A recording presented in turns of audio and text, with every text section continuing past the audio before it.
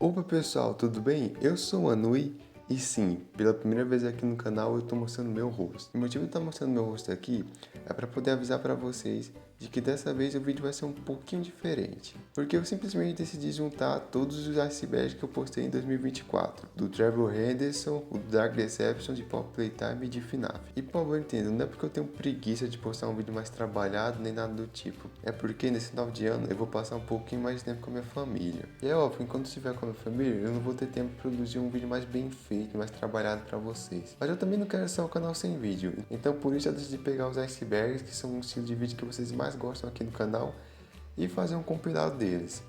Então é isso, espero que gostem e tchau!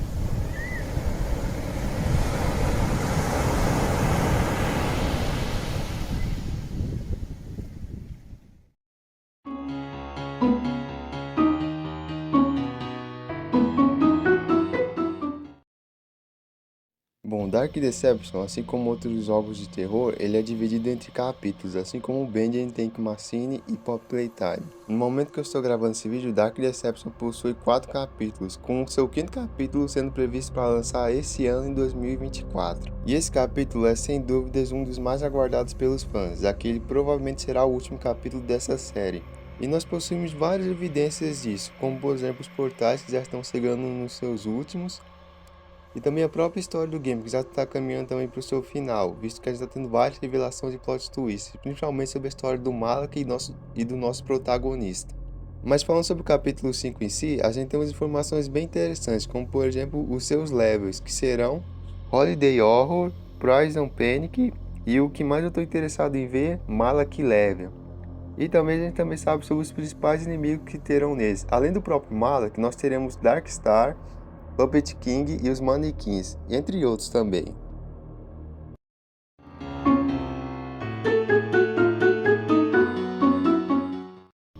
Em 28 de setembro de 2021 foi lançado o 4º capítulo de Dark Deception, e junto com ele foi lançado também Dark Deception Enhanced. Foi basicamente uma atualização para os 3 primeiros capítulos de Dark Deception, basicamente trazendo melhoria nos gráficos, conserto de bugs, e também trazendo novas adições aos capítulos, como além de jump scare e mecânicas novas para os CEPs que já tinha, teve também a adição de outros CEPs bem interessantes, como por exemplo os que antes não tinha no capítulo 2, mas agora possui, chamado de Titan Watcher.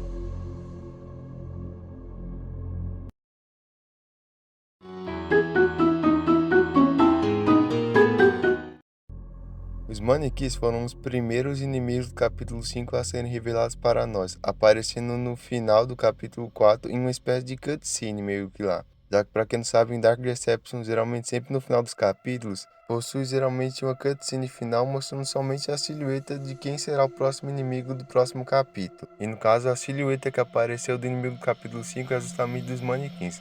Mas agora falando sobre eles, bom, como o próprio nome diz, eles são manequins com aparência toda bizarra, estranha assim. E que, diga-se de passagem, me lembrou até Silent Hill. Eu acho que deve ter sido aí que deve ter vindo a inspiração. A gente não sabe muito sobre o seu comportamento, mas levando em consideração a tela final e também algumas informações que os próprios desenvolvedores deram para nós, é teorizado que eles não enxergam e provavelmente irão se localizar com base no som. Os manequins irão habitar o level Holiday Horror junto com o Puppet King que eu falei lá atrás. O que faz eu pelo menos pensar que enquanto o Puppet King vai ser o boss desse level, os manequins serão tipo que uns minions lá que vão estar lá para atrapalhar a gente.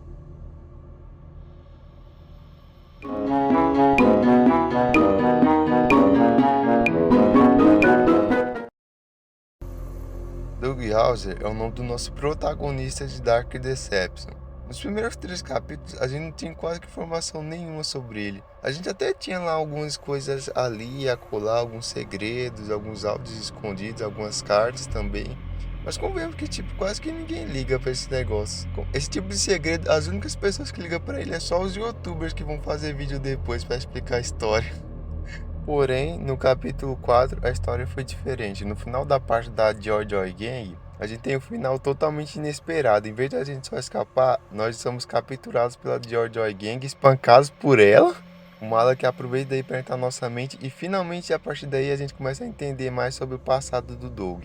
Onde nós descobrimos que ele era um advogado casado com Alice House. E juntos tiveram uma filha chamada Tammy. E aqui nós temos uma típica família feliz, uma família alegre, uma família boa, não é? Só que não. As cagadas começam logo pela esposa do Doug, que sofria de vários transtornos mentais e era muito dependente de remédios. Esses transtornos eram tão fortes que ela chegou inclusive uma vez a tentar esfaquear o Doug. E também tinha a filha dele, a Tammy, que segundo algumas informações é dito que ela era quebrada. Só que não é especificado o que ela tinha não. Eu vi em alguns lugares teorizando que ela tinha autismo, mas não é nada confirmado assim pelos devs do jogo. Mas, apesar dos problemas da mãe e da filha, a pior pessoa dessa família não era nenhuma das duas, mas sim o próprio Doug. Vamos começar pela lista de besteira que ele fez. A começar pelo fato que ele traía a esposa com a secretária da advocacia. Não só traía, como ele também fazia promessas para ela, falando que ele ia largar a esposa e a filha só para viver com ela. Além de tudo isso, o Doug também brigava muito com a esposa dele, ele não gostava da esposa nem da filha.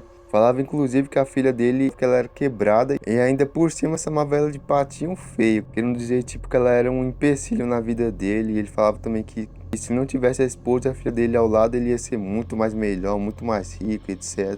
Cara, resumindo pra vocês, esse final desse capítulo 4 é basicamente um tutorial de como odiar o Doug, cara. Eu também teve também as partes que eu não coloquei aqui também, porque o roteiro ia ficar muito grande, mas, cara, a pessoa que olha essas cutscenes do capítulo 4, cara, ela sai querendo matar o Doug. Por fim, toda novela tem um final muito trágico, já que a mãe e a filha acabam morrendo em um acidente de carro.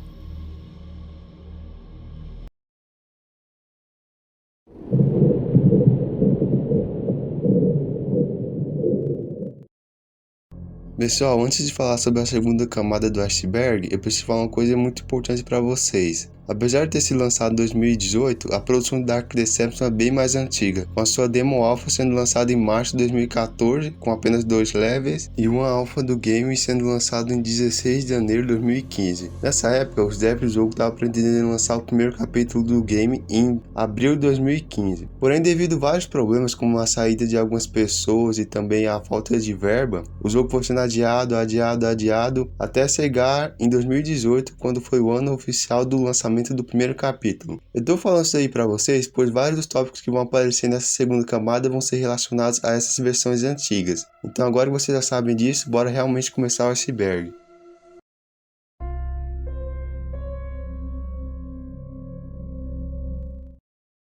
Vocês lembram que eu tinha falado que cada monstro de Dark Deception faz paralelo com alguma coisa do passado do Doug? Então, aqui vai mais uma. No level Berry Bird, o principal inimigo vai ser a Mama Bear. A Mama Bear, ela vai fazer um paralelo com a mãe do Doug Hauser. Através de algumas cartas e outros documentos, a gente descobre que assim que o Doug nasceu, o marido abandonou eles, deixando ela para cuidar sozinha do Doug. E no início até que ela cuidou bem, ela era uma boa mãe. Porém, à medida que o filho crescia, ele ia ficando cada vez mais parecido com o pai, tanto em aparência quanto em jeito. Isso tudo somado ao desgaste de cuidar de uma criança sozinha, acabou fazendo com que ela parasse de ser uma boa mãe e começasse a maltratar o Doug. A gente vê em cartas que inclusive ela chegou a trancar o filho dentro de um armário. E ela ainda disse que gostou de ouvir o filho implorando para ela tirar ele de lá. A gente também vê em algumas cartas da Alice que o Doug ele não gostava da mãe dele, ele odiava tanto que mesmo após ter se casado e ter tido uma filha, ele nunca falou sobre a mãe dele, ou nunca levou a Alice nem a filha dele para ver a mãe dele. Ou seja, a gente vê que a canalice do Doug já é de família.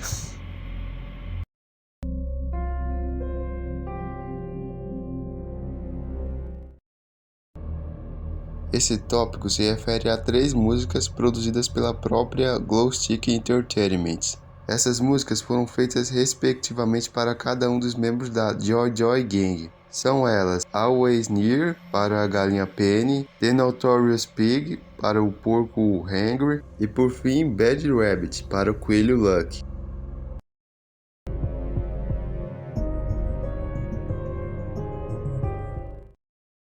Os Murder Monkeys são os principais inimigos do primeiro capítulo de Dark of Deception. Por serem os primeiros inimigos que a gente enfrenta, eles em si são bem fáceis de lidar, basicamente você só correr, não tem muita coisa para fazer neles. Mas o tópico desse iceberg aqui não vai falar sobre as mecânicas dele em si, mas sim sobre o visual antigo dele. Nessas concept arts antigas, a gente pode ver que eles têm uma aparência bem diversa, assim, uns até bem assustadores, diga-se de passagem.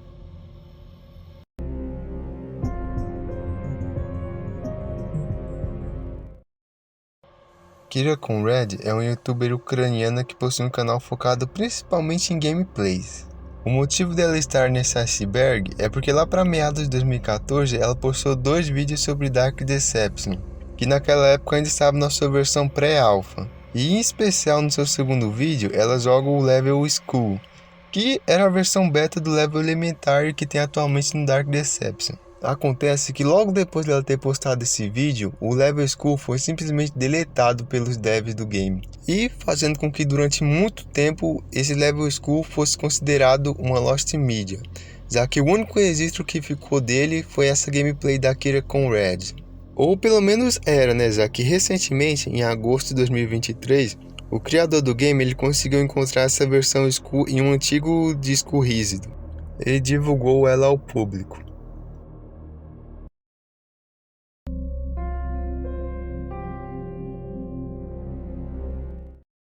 Durante o game, nós podemos encontrar diversas cartas assinadas por um tal de E. Esse E, assim como nós, foi uma pessoa que veio para esse mundo e recebeu a mesma missão de coletar os anéis para Birce. Durante um tempo houve um grande mistério sobre quem era esse tal de E, mas hoje em dia nós sabemos que se trata de Alice Hauser, que para quem não lembra é a esposa do Doug. Bom, atualmente a gente não sabe muito sobre o paradeiro atual dela, porém, segundo algumas imagens vazadas e informação dos próprios criadores, nós teremos todas as respostas no capítulo 5, já que pelo que tudo indica, ele terá um grande foco nela e também na filha do Doug, a Tammy.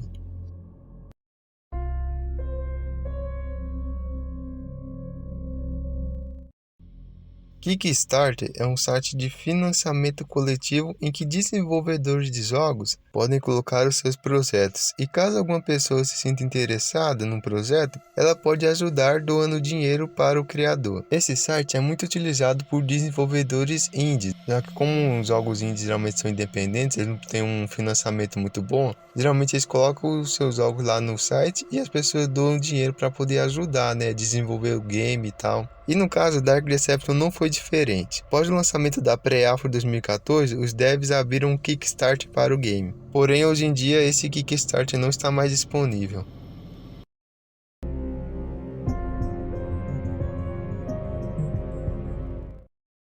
A Agatha, junto com os Murdermonkers, foi um dos 2 únicos inimigos da versão pré-alpha de 2014. E bom, falando um pouco sobre essa Agatha de 2014, bem, o design em si não mudou muito para a versão que a gente tem agora. Mas no quesito gameplay tem umas coisas bem legais para falar. A primeira é que aparentemente nós teríamos 4 Agathas, ou seja, o level ia ser ainda mais difícil do que já é. E a segunda é que existia um bug nessa Agatha, em que sempre que ela teleportava, ela aparecia na frente do jogador, o matando instantaneamente, o que tornava essa parte do game praticamente impossível de se passar.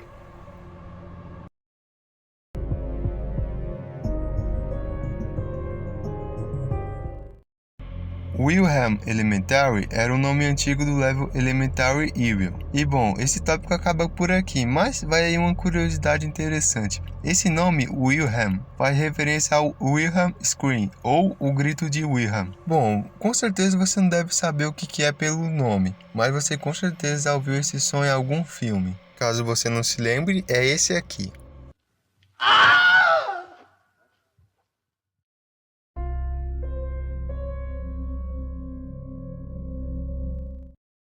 Lord Ereskkigal era o nome original do Malak, o antagonista do game. Uma curiosidade é que esse nome Ereskkigal é o nome da deusa do submundo da mitologia sumérica. O que convenhamos que faz bastante sentido, né? Já que o Malak ele é um demônio basicamente.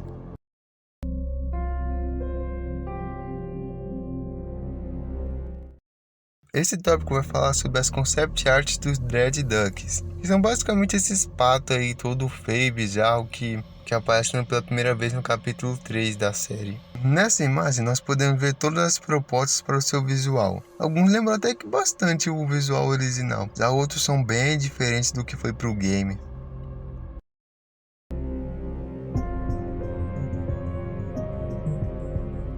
Dark Deception Monsters Immortals é um game multiplayer desenvolvido também pela Glowstick Entertainment. Esse game ele é baseado em Dark Deception, porém ele não é conectado com a história do game principal. Para falar a verdade, o game nem tem história em si, já que o foco é bem mais a gameplay, que possui diversos modos de jogo, cada um com sua própria mecânica. Outra coisa muito legal, nesse game os jogadores podem jogar com 3 tipos de personagens, os mortais, os monstros e os bosses. E uma coisa muito legal é que além dos personagens que a gente já conhece da franquia, como a Birce, o Malak e o Doug, o jogo também possui outros personagens bem interessantes, como por exemplo o Glowstick Vince e o Mixon, que para quem não sabe são os desenvolvedores do game. Também possui o Dalco, o 8-Bit Ryan e o Super Horror Bro, que para quem não sabe são 3 youtubers gringos bem conhecidos que gravaram vídeos de Dark Deception. E para fechar com chave de ouro,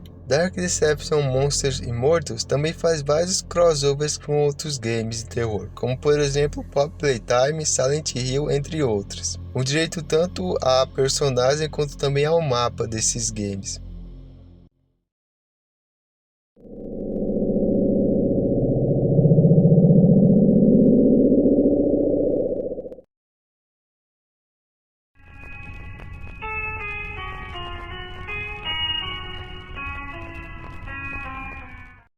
Vocês se lembram que na camada anterior eu tinha falado que Immortals e Monsters tinham o costume de fazer crossovers com outros jogos? Eu até citei como exemplo Silent Hill e Pop Playtime. Então, teve 2 jogos que eu não tinha citado, mas que também fizeram crossover com Monsters and Mortals. Eu não tinha falado deles antes, porque eu pretendia falar deles mais pra frente, que no caso são Band and Tank Machine e Yandere Simulator. Mas, uma coisa que é bom deixar claro aqui logo de começo, é que apesar do cara que fez esse iceberg ter colocado os dois juntos, dando a entender que os dois são oficiais, na verdade só o Yandere Simulator que é um crossover oficial, foi lançado em forma de DLC para Mortals and Monsters. Já a Band and Tank Machine não passa de uma fan game, ou seja, foi um game que um fã fez, não é oficial, não foi feito pela Glowstick, eu tô deixando isso bem claro, mas como tá aqui no iceberg eu vou falar também dessa fan game. E bom, falando dela em si não tem muito o que falar, é basicamente o mesmo estilo de Dark Deception no quesito de gameplay, só que com o cenário e os inimigos de Band. E é só isso mesmo, tipo, não tem muito o que falar dessa fangame. Agora, sobre Yandere Simulator? Esse daí eu tenho muita coisa pra falar. Lançada em 29 de junho de 2023, a DLC Monsters and Mortals e Yandere Simulator trouxe a mesma gameplay de Dark Deception, mas agora com o cenário de Yandere Simulator e com direito até mesmo aos personagens do game original. Sendo esses personagens a Ayano, que pra quem não sabe é Yandere, o Senpai, a Hanako e a Infochan. Mas caso você esteja com vontade de jogar essa DLC, bom, felizmente isso não é mais possível. Isso porque ela foi removida da Steam em 23 de setembro de 2023. O porquê disso? Bom, o motivo se chama Yandere Dev, que caso você não saiba é o criador de Yandere Simulator. No caso agora tô falando do game original, tá? Sem ser a DLC. Bom, eu vou resumir muita coisa pra vocês. O Yandere Dev, ele fez muita coisa horrível. Desde banir e censurar as pessoas no Discord, no YouTube, simplesmente porque elas faziam críticas ao seu game. Ele também pegava artes e desenhos e cenários que não eram deles, colocava no game e não dava crédito a ninguém. Para vocês terem noção, até a grama do jogo ele pegou de outra pessoa, cara. Até a grama. E pra fechar com chave de ouro, bom, ele simplesmente usou o dinheiro do Patreon que a galera tinha doado pra comprar uma boneca sexual personalizada de $4.000. Cara, eu vou repetir pra vocês. O cara comprou uma boneca sexual personalizada de $4.000. E detalhe, que isso que eu tô falando aqui é só algumas das polêmicas. Porque pra vocês terem noção, o Core, que é um youtuber que eu acompanho, ele fez um vídeo de quase 1 hora só falando das polêmicas do Yandere Dev. E detalhe que esse vídeo ele foi postado mais ou menos uns 3 anos atrás, e pelo que eu tô sabendo, já tem polêmica nova. Ou seja, o maluco se meteu em muita polêmica e ainda tá se metendo. E obviamente, eu não preciso nem falar que um histórico desse, assim que foi lançado a DLC de Yandere Simulator, obviamente a galera foi reclamar na Steam, foi reclamar nas redes sociais da Glowstick e tal, reclamou, e obviamente, com esse histórico nada agradável do criador do game, a Glowstick foi lá e removeu o game da Steam e da Epic Games. Então, hoje em dia, ele não pode ser jogado em nenhuma das plataformas oficiais que a Glowstick trabalha. E resumindo tudo, isso daí ficou uma boa lição. Se você for fazer algum dia algum jogo, não faça merda.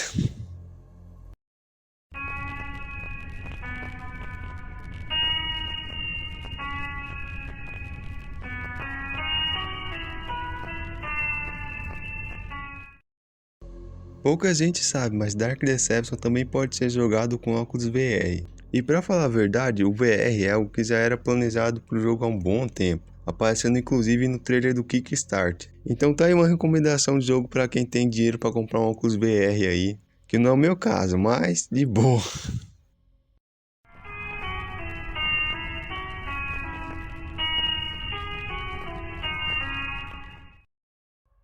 Durante a versão alpha de Dark Deception 2014, caso você fosse em uma parte de cozinha lá do level Monkey Business, você poderia encontrar 4 Murder Monkeys cortando comida dentro dessa cozinha. Porém, na versão oficial, quando lançou em 2018 do game, esses 4 Murder Monkeys foram retirados e substituídos por recortes de papelão de Murder Monkeys com roupa de cozinheiro.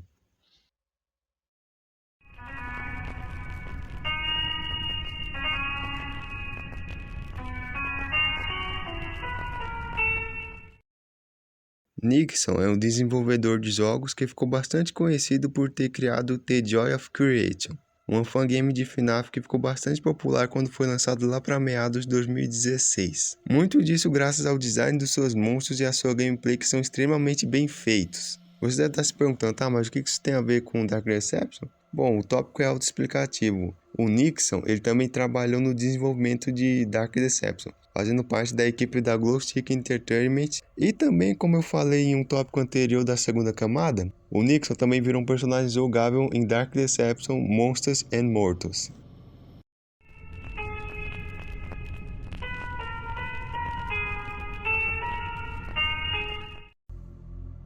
Esse aqui é mais um tópico sobre o modelo antigo de personagem. E nesse caso é o modelo antigo da Matron, que não mudou muita coisa para a versão que a gente tem no game. E também o modelo antigo da Mama Bear, que também não mudou muita coisa do que foi pro game.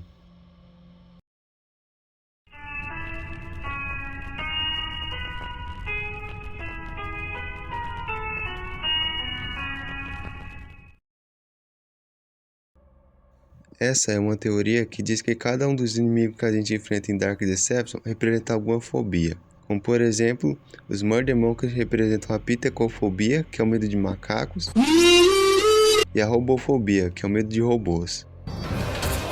A Agatha representa a didascalionofobia, que é o medo de ir à escola, a pedofobia e a pedofobia, tá? Não confundam com a outra palavra que começa com P e termina com filia, tá? É pedofobia, que é o medo de crianças, e a antropariofobia, que é o medo de pessoas baixas.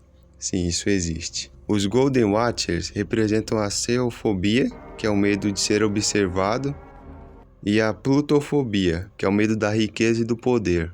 Os Dread Ducks representam a anatiafobia, que é o medo de patos, a ludilofobia, que é o medo de brinquedos, e a cloacofobia, que é o medo de esgotos. Os Clown Gremlins representam a clorofobia, que é o medo de palhaços.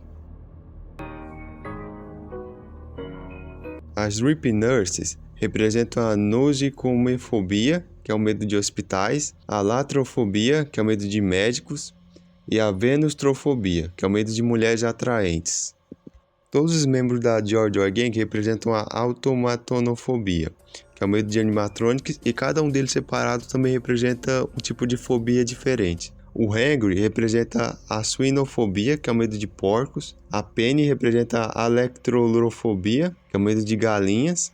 E por último, o Lucky representa a leporifobia, que é o medo de coelhos. Ah, e de brinde, os manequins que ainda vão aparecer no capítulo 5 provavelmente vão representar a pediofobia, que é o medo de manequins.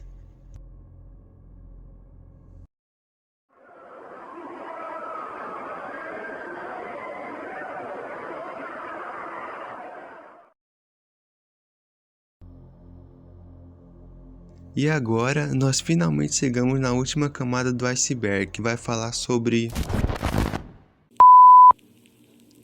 Espera, o que está acontecendo? I've got you now, mortal.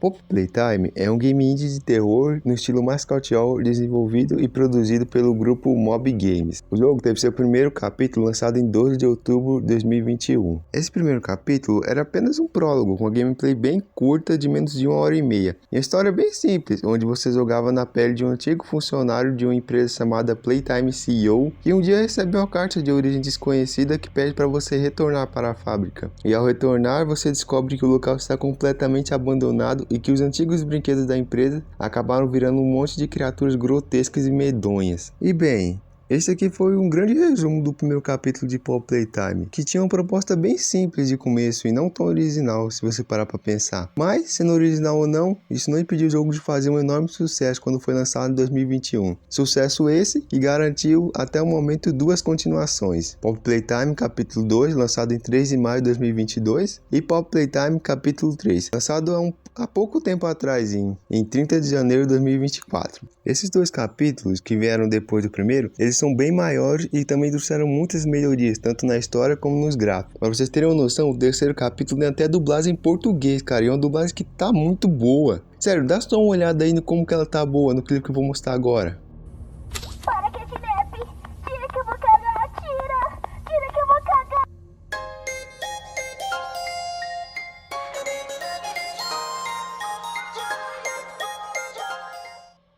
O Huggy Wuggy é o principal inimigo do capítulo 1 de Pop Playtime, inclusive é ele que estampa a capa do capítulo. Inicialmente, quando a gente encontra ele, ele vai ficar apenas fingindo ser uma estátua, porém logo ele se revela como sendo uma criatura viva e parte pra cima de nós. E depois de uma curta perseguição, a gente acaba levando a melhor e consegue derrubar ele. E essa, em resumo, é toda a participação do Huggy Wuggy em toda a franquia de Pop Playtime. Quer dizer, até vai aparecer lá no capítulo 3 de um Nightmare Huggy Wuggy, mas aquele ali não é o Huggy Wuggy de verdade, aquilo é só uma ilusão causada pelo Pop Guys. Eu vou falar mais pra frente sobre o que é esse Pop Guys. Mas enfim, mesmo sendo uma aparição curta, isso não impediu o Huggy Wuggy de se tornar o personagem mais popular de Pop Playtime. Tanto que até hoje em dia, mesmo após o lançamento de 2 capítulos lá com antagonistas diferentes, o Huggy Wuggy ainda assim é o personagem mais lembrado de Pop Playtime, até porque quem não gosta muito do game sabe quem que é ele. Se você for pesquisar no Google imagens de Pop Playtime, geralmente as primeiras que vão aparecer vai ser do Huggy Wuggy. E eu acho isso uma coisa sensacional, tipo,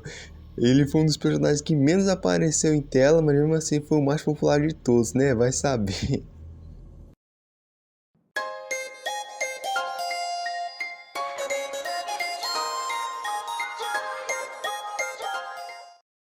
Stella Grable é um antigo funcionário que trabalhava na Playtime CEO. Não se sabe muito sobre a sua história, mas sabe-se que ela era uma funcionária de alto nível dentro da empresa, visto que ela era um dos poucos funcionários que sabiam sobre todos os experimentos que aconteciam lá dentro. Outra coisa bem interessante sobre ela é que aparentemente ela era responsável pela Game Station e pela Playcare. Bom, a gente não sabe muito atualmente sobre qual é o paradeiro atual dela, mas o mais provável é que ela tenha sido uma das funcionárias mortas durante o massacre da Hora da Alegria.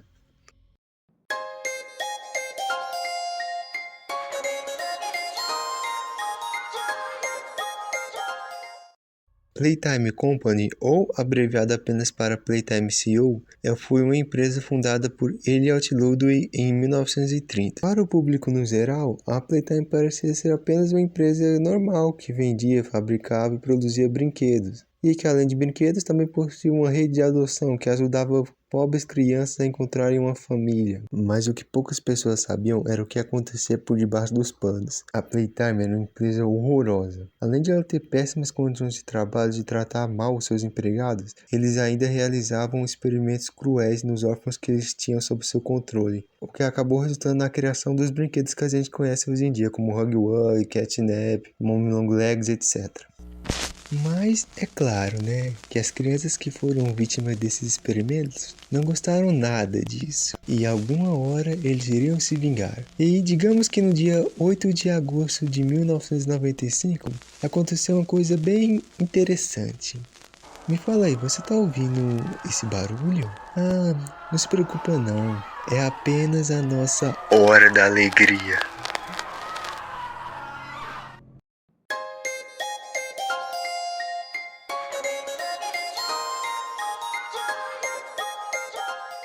Mob Entertainment, também conhecido como Mob Games, é um estúdio de desenvolvimento de jogos indies fundado em 2015, criado por Zach e Seth Bellinger.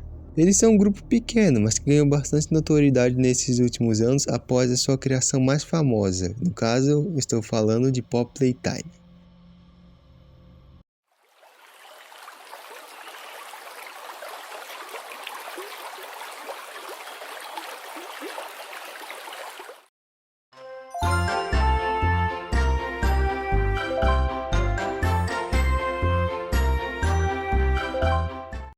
Elliot Ludwig é o fundador e CEO da empresa Playtime. Elliot é o primeiro personagem do jogo que é apresentado para nós. No caso, no capítulo 1, quando você inicia o jogo, começa com uma fita VHS de um comercial da Pop Playtime. E nessa fita, o primeiro rosto que aparece para nós é justamente o rosto de Elliot Ludwig. Porém, mesmo sendo um personagem que aparece logo de começo para nós, ele ainda assim, até hoje, é um dos personagens mais misteriosos de toda a série de Pop Playtime. A gente sabe bem pouco sobre a sua história. Uma das poucas coisas que a gente sabe é que ele se divorciou da sua esposa chamada Molly em algum período que a gente não sabe ao certo quando que foi, e que ele também teve uma perda familiar na década de 60. Não se sabe quem que foi esse familiar dele que faleceu, possivelmente foi alguma filha ou filho, mas não é nada confirmado. Sobre sua personalidade a gente também não sabe muita coisa, mas algumas fitas VHS e alguns anúncios feitos pela Playtime Company descrevem o Elliot como sendo um homem de amor, felicidade, alegria e sorriso, especialmente com crianças.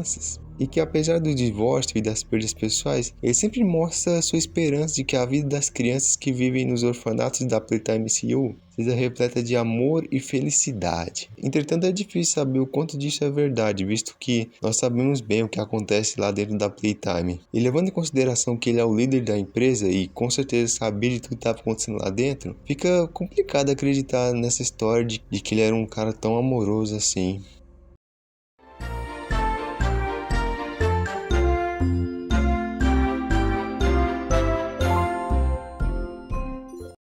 Leite Pierre, assim como Stella, foi um dos funcionários de alto escalão da Playtime, no caso ele era o chefe de inovação. A sua personalidade é descrita como sendo um homem rude que maltratava seus funcionários e frequentemente ameaçava demiti-los. Não só os funcionários, como também os experimentos da fábrica também eram vítimas desse louco. Já que pelo que consta em alguns documentos, o Leite Pierre ele era extremamente cruel e apático e tratava os experimentos como se fossem monstros, ignorando qualquer tipo de humanidade que eles tinham. Um exemplo dessa atitude cruel do Leite Pierre é a sua conversa com Catnap no capítulo 3. Nesse diálogo entre os dois, o Catnap começa falando que o Messias é o grande salvador dele, que ele vai tirar ele de lá, etc. E o Pierre retruca, dizendo que essa prisão era sua nova casa e que ele deveria se acostumar com isso. Então, Catnap, experimento 1188. Qual o nome real dele mesmo? Ok. Oi, Zé. Como você tá, amigão? Normalmente o Dr. Sawyer faria isso, mas ele tá fora, por assim dizer. Então eu vou ficar com você até acharem um substituto. Primeiramente, parabéns. Esse é oficialmente o seu 4º ano no seu novo corpo. E você fez um belo progresso, amigão. Me falaram que quando você e os outros Smiling Critters, sabe, o Dog Day, Big Pig, blá blá blá, foram adicionados ao berçário, você não estava se dando muito bem com as outras crianças como todo mundo. Mas olha você agora, as crianças te amam, e essa fumaça vermelha, quer dizer, isso é fantástico, não é? A coisinha de voz dele ainda tá quebrada?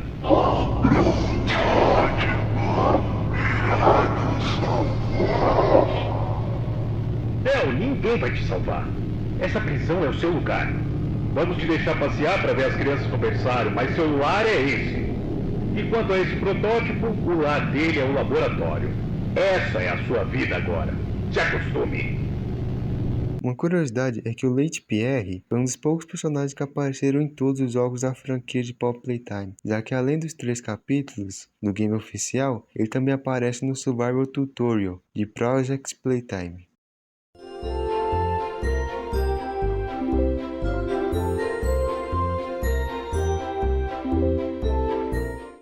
E chegamos nele, né? O responsável por todo o caos dentro da Playtime. O Experimento 1006, mais conhecido como o protótipo, mas que nesse vídeo eu vou chamar só de 1006 para ficar mais fácil, é o principal antagonista de toda a franquia de Pop Playtime, sendo ele o principal responsável por todo o massacre da Hour of Joy, ou Hora da Alegria, em que ele de alguma forma conseguiu fazer com que todos os brinquedos se revoltassem e atacassem os funcionários da Playtime. De acordo com os relatórios de Harley Sauer, que era o principal funcionário responsável por monitorar o 1006, o protótipo sempre se demonstrou como sendo extremamente inteligente e astuto, e aprendia extremamente rápido. Nós temos uma fita que mostra um diálogo do 1006 com o Dr. Sauer. Em relação ao experimento 1006, o protótipo. Teimoso como é, e sempre silencioso com cada sessão que passa, ainda estou descobrindo novos dados de toda forma. A descoberta de hoje...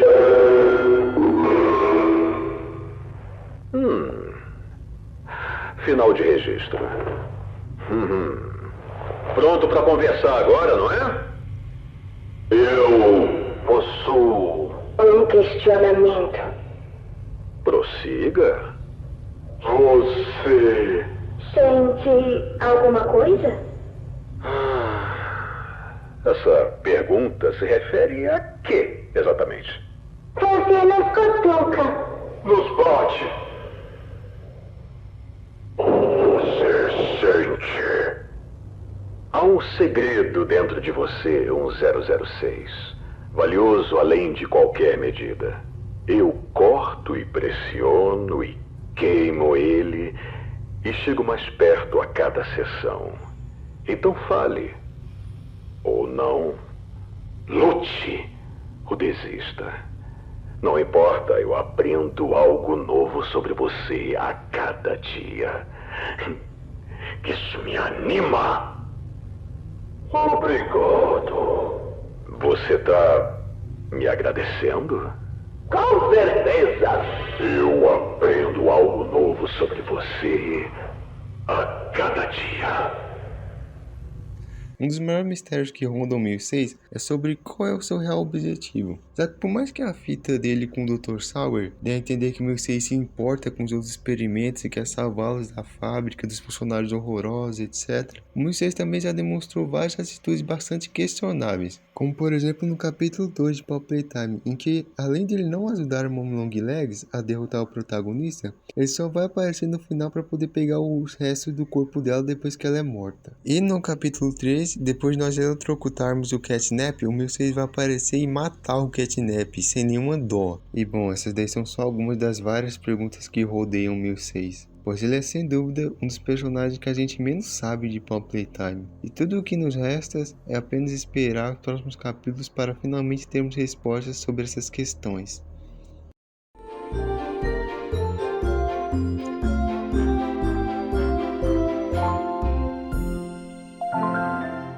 As fitas VHS podem ser encontradas em todos os locais do jogo. Geralmente perto dessas fitas sempre vai ter uma TV que o jogador pode utilizar para poder ouvir o conteúdo que há dentro dessas fitas. Essas fitas são muito utilizadas pelo jogo para poder contar parte da sua história ao jogador.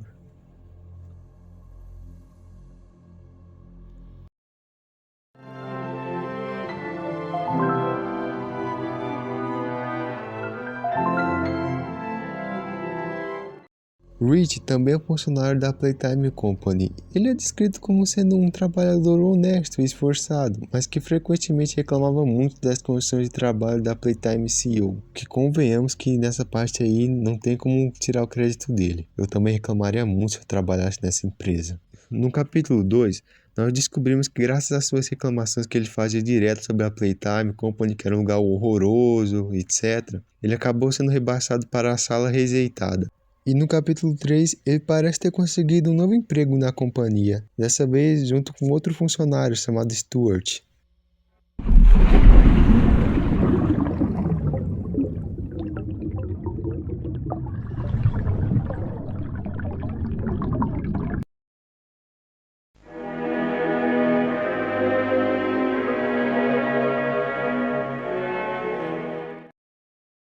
No final dos anos 80 e começo dos anos 90, a Playtime estava passando por diversos problemas financeiros. E vendo esses problemas, o Dr. Harley Sauer foi até os executivos da empresa e propôs uma solução para esses problemas. Essa solução se chamava Iniciativa Big Buddies, ou Iniciativa Corpos Grandes. Essa iniciativa se consistia na criação de brinquedos maiores que poderiam ajudar na força de trabalho e reduzir os custos da empresa. A ideia foi aprovada e a partir daí, tanto funcionários quanto os órfãos começaram a ser utilizados para o desenvolvimento desses brinquedos. Esse projeto acabou dando origem a vários dos brinquedos que a gente conhece hoje em dia, como por exemplo, o Experimento 170, que também conhecido como Huggy Wuggy, que servia como segurança da fábrica, o Experimento 1122, também chamado de Mummy Long Legs, que servia como anfitriã da Game Station, o Experimento 1188, também chamado de Catnap, que servia como zelador da Playcare, os Mini Hugs, que serviam pra porcaria nenhuma, basicamente. E por último também, uma menção rosa aqui, o 1006, que servia pra...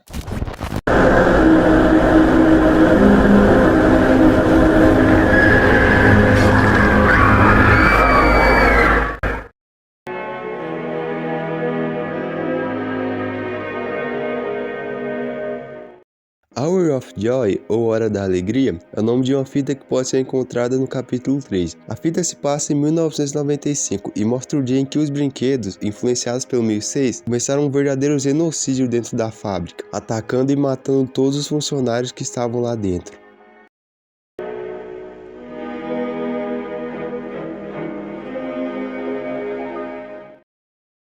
Sim, Pop Playtime já teve NFT.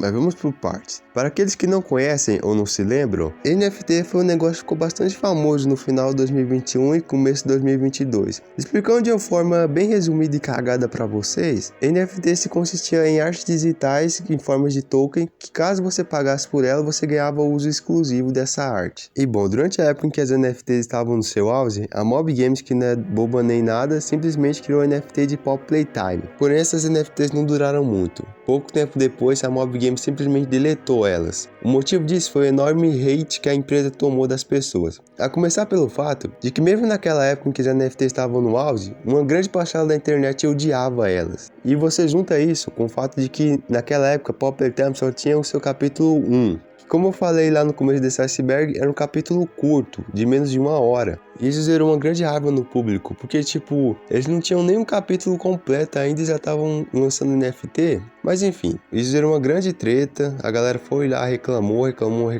e a Mob Games foi lá e removeu essas NFTs. Não é mais possível comprá-las hoje em dia. Mas enfim, isso tudo ficou no passado e hoje em dia quase ninguém mais se lembra dessas NFTs de Pop Playtime.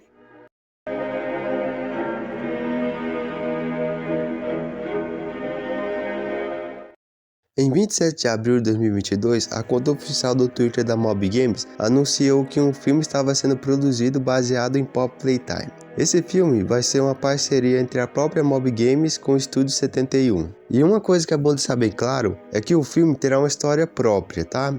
Que vai ser baseado em Pop Playtime, mas que não vai ser conectado com a história oficial do jogo. E até o momento nós também não sabemos sobre quem que vai ser os atores, quem que vai ser o diretor, quem que vai ser o roteiro desse filme. Pra falar a verdade, a última informação que a gente tem desse filme, pelo menos no momento que eu tô gravando esse vídeo, foi o anúncio feito pelo próprio Zach Bellinger em 22 de janeiro de 2024, que segundo ele estava se reunindo com o pessoal de vários estúdios de cinema para o filme.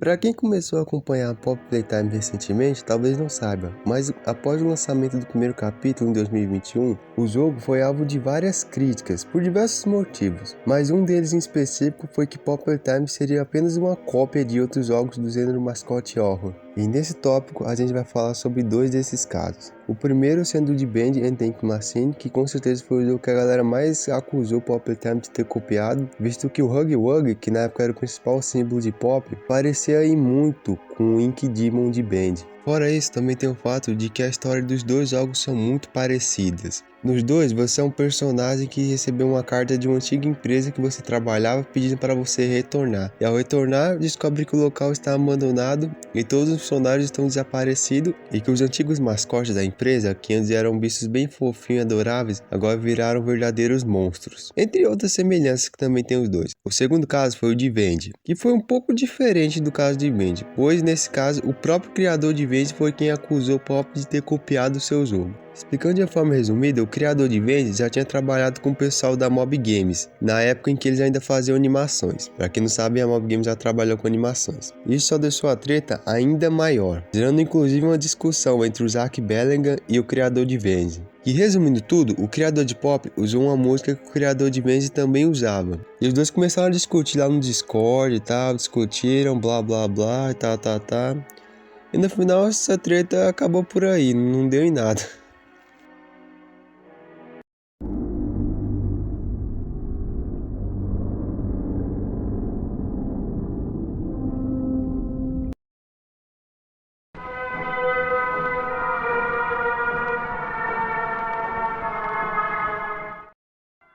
Esse tópico refere-se a um local do capítulo 3, em que podemos ver o Catnap louvando um tipo de estátua do 1006. Essa estátua ela é feita de cadáver de outros brinquedos e no topo dela tem um esqueleto humano.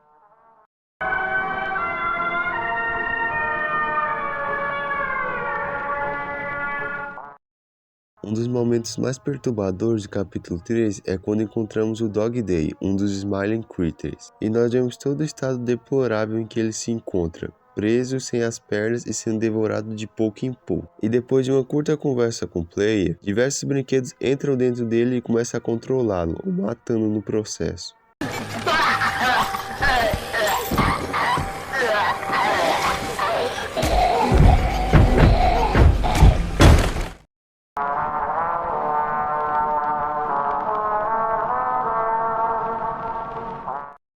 No comercial do capítulo 1, nós vemos o que seria o rosto de Elliot Ludwig. Mas você já se perguntou quem é o cara por trás desse rosto? Muitas pessoas podem até pensar que a Mob Games simplesmente contratou um ator para fazer o papel de Elliot, mas a verdade é que quem aparece nesse comercial é Henry Orenstein, um homem conhecido por revolucionar o mercado de brinquedos. E no caso dessa cena que a gente vê, ela pertence originalmente a um comercial para a linha de brinquedos Smart Pants. You are about to see the most incredible doll ever invented. Her name is Poppy. You are about to see the most incredible doll ever invented. Her name is Smarty Pants.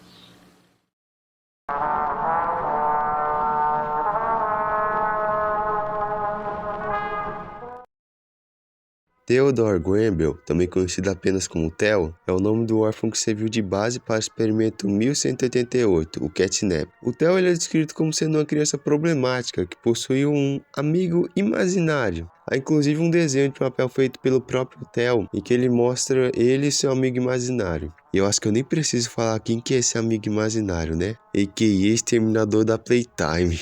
Em algum momento, o amigo imaginário dele, também conhecido como 1006, convence o garoto a roubar um Grab Pack que tinha a mão verde. Sabe aquela mão verde lá do capítulo 2 em que serve pra gente pegar a eletricidade? Então, o Theo conseguiu um Grab Pack que tinha essa mesma mão. Mas pelo fato dele ainda ser uma criança e não ter muita experiência, acaba acontecendo um acidente e o Theo é eletrocutado pelo Grab Pack e precisou receber atendimento médico imediato. Essa parte é bem interessante, pois ela faz tipo um paralelo com a morte dele como Catnap no capítulo 3, em que ele também é eletrocutado por um Grab Pack e no fim acaba sendo traído por aquele que ele já considerou um amigo. Mas bem, voltando a falar do Theo, após esse acidente ele consegue sobreviver e depois é transformado no Catnap.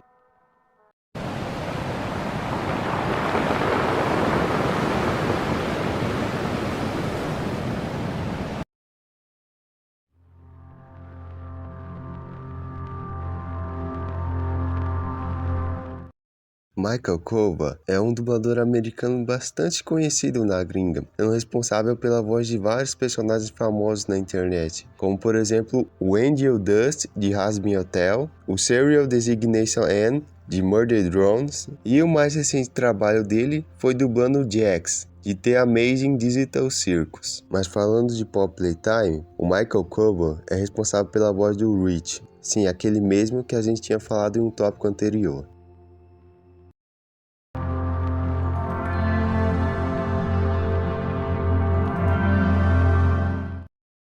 Durante o capítulo 2, nós podemos observar diversos posters falando sobre a família Longlegs, que consistia em uma linha de brinquedos formados pela já conhecida Mommy Longlegs, mas agora junto do seu marido Daddy Longlegs e do seu filho Baby Longlegs. Pouco se sabe sobre esses dois personagens. Para falar a verdade, a gente não sabe nada sobre eles, já que eles só aparecem em alguns posters do capítulo 2 e depois disso nunca mais a gente ouve falar deles. Inclusive, eu lembro que quando lançou o capítulo 2, tinha um pessoal que estava teorizando que o Baby Longlegs poderia ser um antagonista do capítulo 3, já que a gente já sabia que o capítulo 3 ia se passar em uma creche e como ele é um bebê, o pessoal pensou que ia estar relacionado. Mas hoje em dia a gente sabe que isso não aconteceu e esses dois personagens continuaram apenas com essas pequenas aparições no capítulo 2.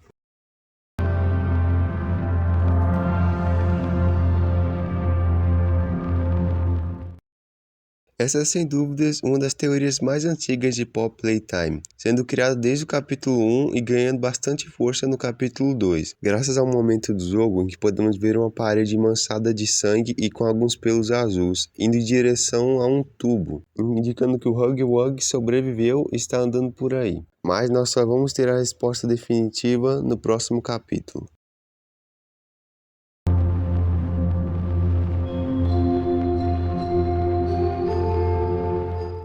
Pick Pig é um dos Smiling Critters. Ele possui a forma de um porco e é descrito como sendo um grande comilão. No capítulo 3, nós podemos encontrar um cardboard dele e ouvi-lo. Oizinho, eu sou Pick Pig. Vamos comer. Carne assada? Delicinha. Frango grelhado? Já pra dentro. Elefante tostado? Oba! Unicórnio esfolado? Que fominha. Ei, que tal você e eu sermos amiguinhos?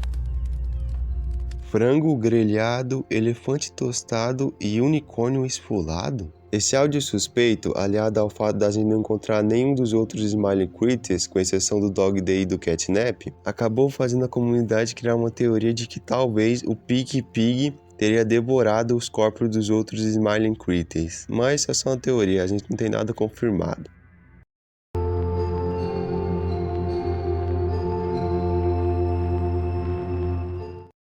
A fumaça vermelha, também chamada de Pop Gas, é um gás feito à base de papoula que foi muito utilizado pelos funcionários da Playtime CO para colocar os órfãos para dormir. E além dos funcionários, quem também usava muito esse gás era o Catnap, que possuía o gás acoplado em seu sistema respiratório. O efeito dessa fumaça normalmente era apenas de fazer as pessoas dormirem. Entretanto, em alguns casos que a pessoa inalasse muito desse gás, ela poderia ter fortes pesadelos, que é justamente o que acontece com o player em duas ocasiões do capítulo 3. A primeira no momento em que ele vê uma forma distorcida do Huggy Wuggy, e a segunda vez durante a batalha final, em que o Catnap enche uma sala de Pop Gas, o que acaba fazendo com que nós enxergamos ele em uma forma maior e mais assustadora que a original.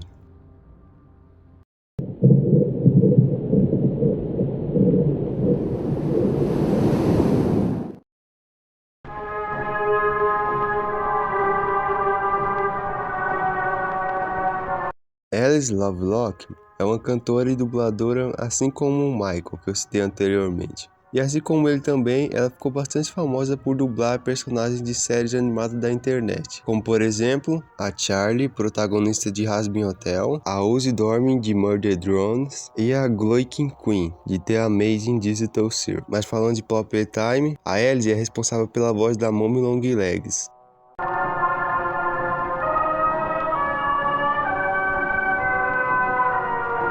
Existe um local no capítulo 2 conhecido como Sala Rejeitada. Essa sala era o destino de todos os brinquedos rejeitados pela Playtime CO. Alguns exemplos de brinquedos desse tipo são o Sunny Buddy, que é uma flor que parece que usou droga, o Pet Stone, que é literalmente uma pedra, e o Kick Me Paw, que, cara, o motivo desse boneco ter sido rejeitado é literalmente porque ninguém gosta dele, cara, coitado.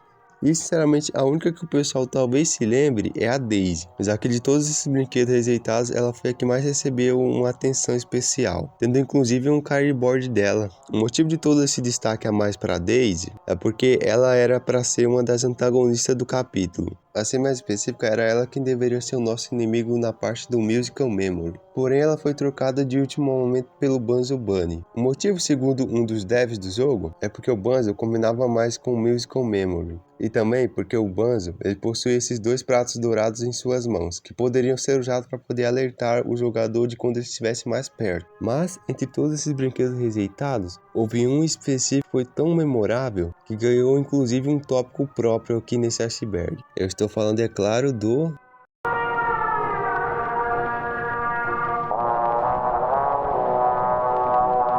Sir Poop-Zalote, ou traduzido para literalmente Senhor Caga Muito, foi um brinquedo rejeitado pela Playtime CEO pelo fato de ser muito nojento. E eu nem preciso falar que esse negócio aí não passa de uma piada feita pela Mob Games. Inclusive, essa cara de sapato desse boneco veio de uma pelúcia do Garfield que tinha virado meme algum tempo atrás, que tinha essa mesma cara de bêbado aí. E bom, o Sir Poop ele é basicamente um meme dentro da comunidade Paw Playtime, não tem muito o que falar sobre ele não.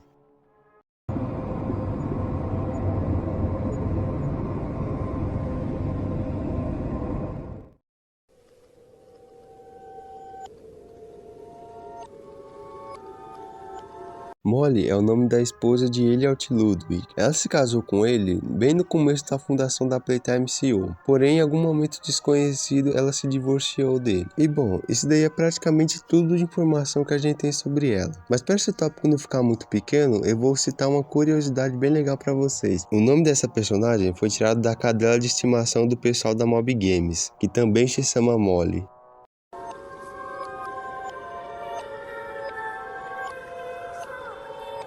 Makayla é o nome de uma das crianças do orfanato da Playtime CO. Não é confirmado, mas é bem provável que a Makayla tenha sido transformada no Candy Cat. Nós ficamos sabendo sobre a Makayla através de alguns formulários de avaliação feitos pelos funcionários da Game Station. Nesses formulários, a Makayla é descrita como sendo uma garota bem concentrada, mas que também entra em pânico fácil ao cometer erros. E nos testes da Game Station, ela teve um desempenho bastante positivo no Musical Memory. No Waka Wug, ela teve um desempenho abaixo da média, mas com um tempo de reação bem melhor. E por último, no teste do PJ Pugga Pillar, ela saiu muito bem.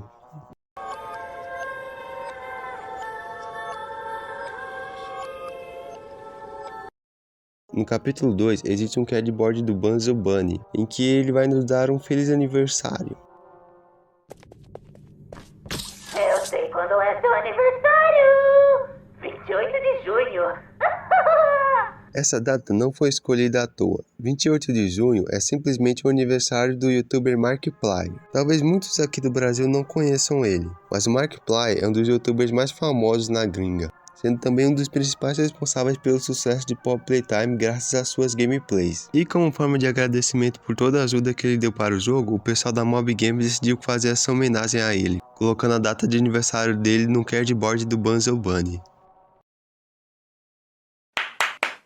Para! Que delícia! Ai, Core, tira! Tira! Tira! Tira!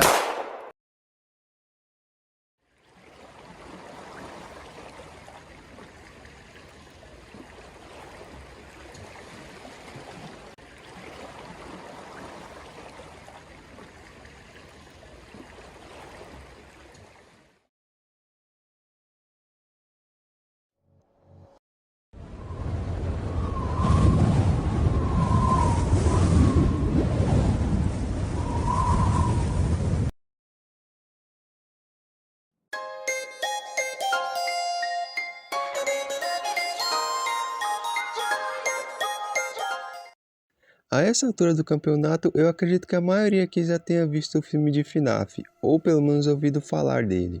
E cara, pra mim particularmente, esse filme foi muito especial de se assistir. Porque pra quem não sabe, desde 2017 já havia sido anunciado que um filme estava sendo produzido sobre FNAF. Porém, a gente ficou um bom tempo sem ter muitas informações sobre a produção desse filme. Até que em meados de 2022 e começo de 2023, os caras simplesmente começaram a soltar várias informações sobre o filme, como quem que seriam os atores, que as gravações já tinham começado e até a data de lançamento, que era... 27 27 de outubro! É 27 de outubro! 27 de outubro! 27 de outubro! E bom, o filme foi lançado e eu fui pro cinema assistir ele. E sinceramente foi muito incrível ver esse filme. Principalmente porque eu era uma pessoa que já estava acompanhando todas essas notícias sobre o filme de FNAF há um bom tempo. Desde que saiu lá em 2017 eu já estava acompanhando essas notícias. E por mais que o filme tenha vários defeitos e não seja as mil maravilhas, toda a experiência de ver finalmente esse projeto que eu acompanhei por tanto tempo, que eu vi tanta coisa sobre, tá finalmente saindo, foi sinceramente espetacular para mim.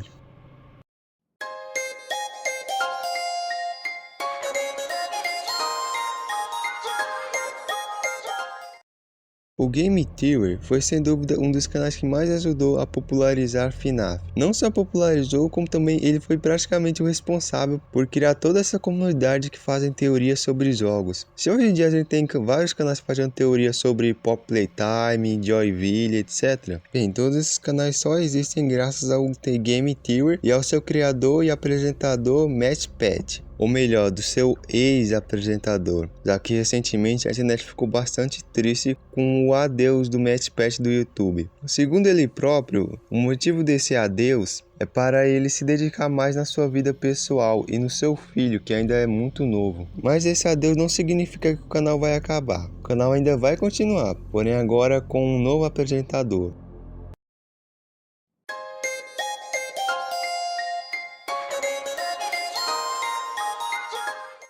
E finalmente vamos falar dele, né? Desse desalmado que nunca morre. É always come back forever, pra sempre esse desgramado, velho. Mas bom, vamos começar pelo começo. Pra quem não sabe, o William Afton é o principal antagonista de toda a franquia de FNAF, sendo um dos fundadores da Fazbear Entertainment, junto com seu parceiro Henry Emily. E bom, o resto da história a maioria deve saber aqui. Esse doido mata um monte de criança, é morto, vira o Springtrap, volta à vida, tá com fogo nele, ele volta à vida, aí tá com fogo nele de novo e ele volta à vida. Isso aqui é um grande resumo porque é basicamente da história. O cara morre e volta.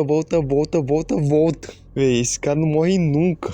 Isso daí foi um resumo. Isso aqui foi um mega resumo, tipo, a história dele é muito grande e só que se eu for falar tudo aqui o vídeo vai ficar enorme. Mas basicamente o cerne que eu falei é isso daí. O William Afton, ele é basicamente um grande de um desgraçado. Tipo, ele faz tudo de ruim na história inteira.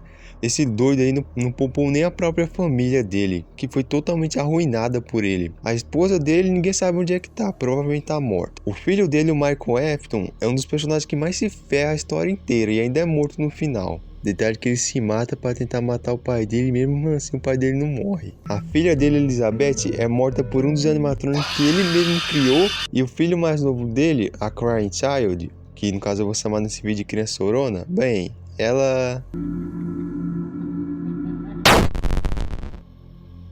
Ok, eu sei que eu resumi bastante coisa aqui, mas resumindo é basicamente isso daí. O William Afton é um cara ruim, que só faz besteira e que nunca morre. É basicamente só isso que você precisa saber.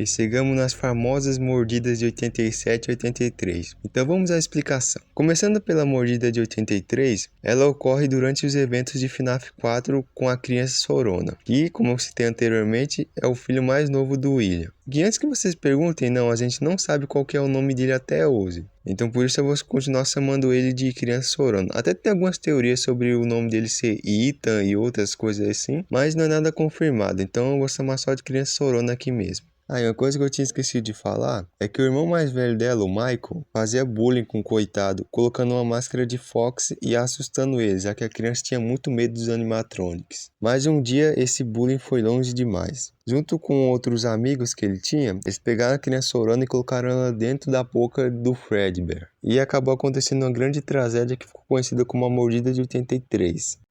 Agora, falando sobre a mordida de 87, ela é um pouquinho mais complicada, Porque diferente da de 83, que a gente tem toda uma cutscene, uma historinha toda bonitinha sobre ela, a de 87 a única coisa que a gente tem é uma menção do Phone Guy no FNAF 1. De resto, a gente não tem muita informação sobre ela. A gente só sabe que alguma pessoa foi mordida no lóbulo frontal da cabeça, mas que essa pessoa conseguiu sobreviver. Mas de resto, a gente não sabe nada. A gente não sabe quem foi a pessoa que foi mordida. A gente não sabe qual foi o animatrônico que mordeu ela. Tem gente que teoriza que quem mordeu essa pessoa foi o Toy Bonnie, a Mangle. Mas o fato é que a gente não sabe quem foi realmente o animatrônico que deu essa mordida. A gente só sabe que ela aconteceu em 87 e é isso.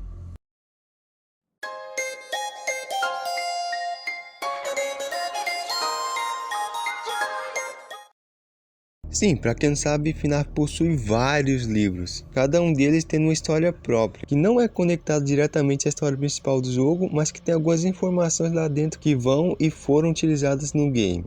E caso você queira saber a história desses livros, mas esteja com preguiça de ler, eu vou recomendar para vocês uma série do youtuber Core. Essa série dele, ele resume todos os livros que foram lançados e que vão ser lançados. Assista lá, cara, a série tá muito boa e eu recomendo muito ela.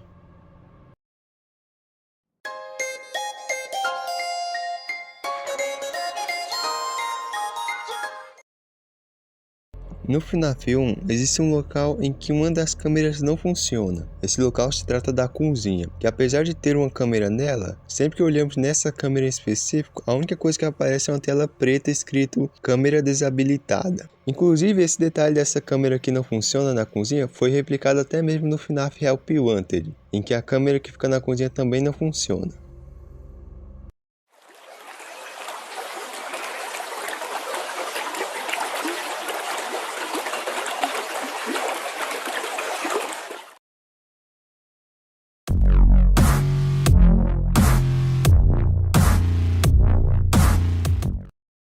Cara, o Low Beat pra mim sempre foi um dos animatrônicos mais estranhos de FNAF. Quer dizer, ele sempre pareceu ser somente uma piada dentro do jogo. Tipo, o design dele é o mesmo do Funtime Fox, com algumas diferenças nas cores. Não sei se ele só vai aparecer mesmo na Custom Night e, cara, ele é só um bagulho que aparece na TV, cara. Tipo, ele não tem nem corpo mesmo. E até o jumpscare dele é só uma imagem que aparece escrito Please Stand By. É isso, não tem nem animação, não tem nada. Sinceramente, até hoje eu nunca entendi o que é o Low Beat. Ele é só uma piada feita pelo Scott ou se realmente ele é um animatrônico real. Eu até agora não entendi nada.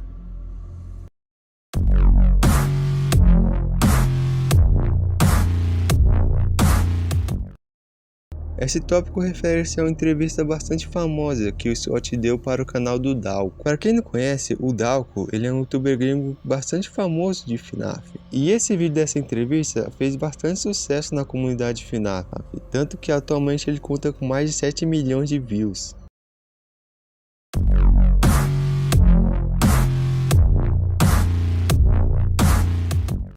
Em meados de 2014, em uma época que a gente só tinha só o FNAF 1, surgiu um boato de que existia um sexto animatrônico chamado Spark the Dog. Esse animatrônico tinha a forma de um cachorro e não era violento, ficando escondido perto de uma porta apenas olhando para a câmera. Mas hoje em dia a gente sabe que tudo isso não passava de uma história fake, e esse animatrônico nunca existiu. Vale lembrar que isso tudo aconteceu bem lá no começo de FNAF, quando o jogo ainda estava começando a fazer sucesso. Então essas histórias fake assim sobre animatrônico escondido e tal eram bastante comuns, tanto que vocês vão ver mais para baixo desse iceberg algumas outras histórias bem parecidas com essa daí.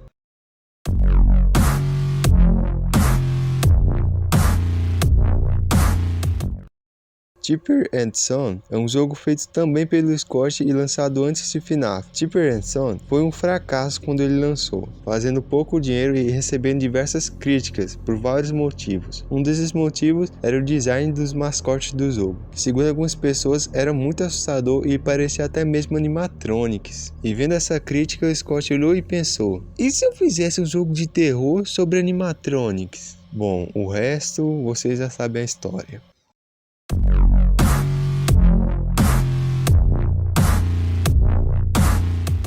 Bem, esse tópico aqui ele é bem autoexplicativo. O Phone Guy, que é o cara que liga pra nós todas as noites do FNAF 1, 2 e 3, é dublado pelo próprio Scott Calton.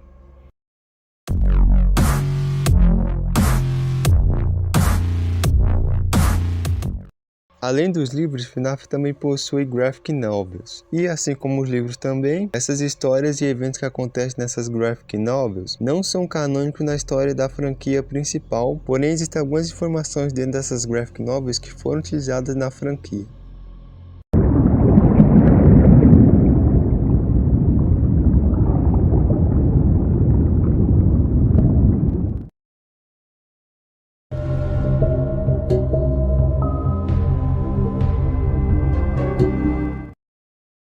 E Endo é um endoesqueleto do Phantom Fred que aparece principalmente na custom art de Sister Location, fazendo o papel de inimigo durante as noites. E bom, é só isso que tem sobre esse personagem, acabou.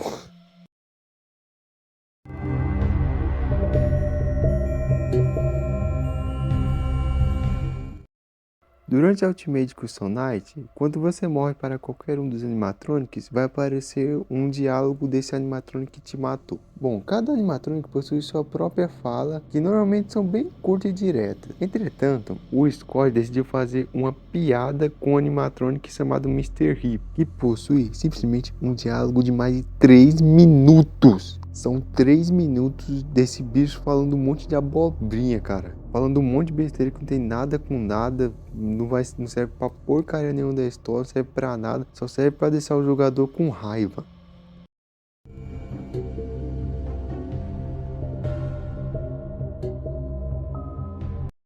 O Cupcake é um personagem que aparece bem pouco em FNAF, mas mesmo assim ele foi um personagem que ganhou bastante a simpatia dos fãs, o que rendeu a ele diversas aparições em jogos da franquia. Em uma dessas aparições foi no FNAF 3, onde em uma das câmeras existe um desenho no canto da parede de um Toy Bonnie, porém em raras ocasiões, em vez do desenho do Toy Bonnie, pode aparecer o desenho de um Cupcake amarelo, que foi batizado pelos fãs de Golden Cupcake. Esse personagem ficou relativamente famoso dentro da comunidade, aparecendo inclusive no FNAF Security Breach.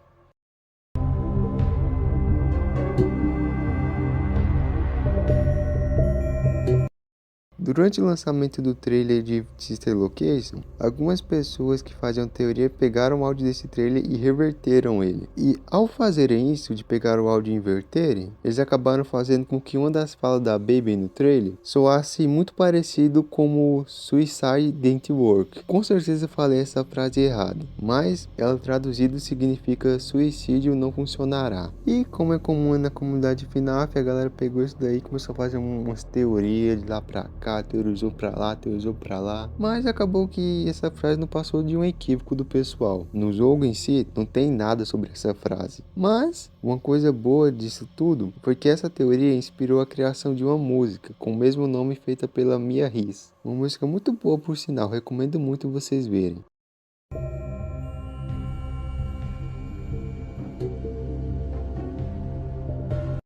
No FNAF 1, existe uma câmera que é focada nos banheiros da pizzaria. E em um determinado momento nós podemos ver o Fred dentro de um dos banheiros. Para ser mais específico, ele aparece dentro do banheiro feminino. Isso acabou virando inclusive um meme dentro da comunidade de FNAF.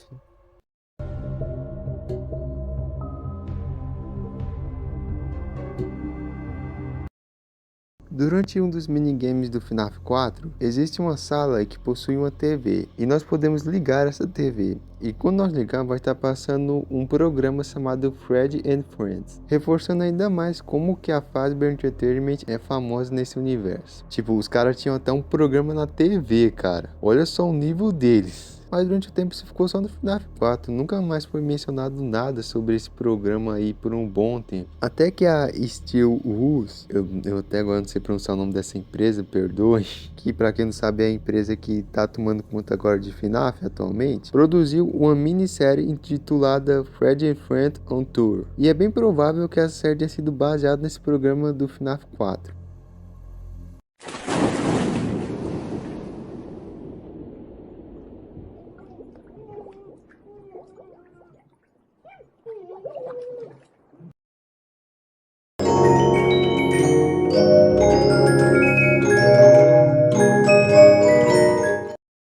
Nos primórdios de FNAF, bem lá no comecinho que a gente tinha somente o FNAF 1, foi criada uma teoria que ficou até que bem famosa naquela época lá. Essa teoria dizia que o Fox na verdade seria um animatronic do bem.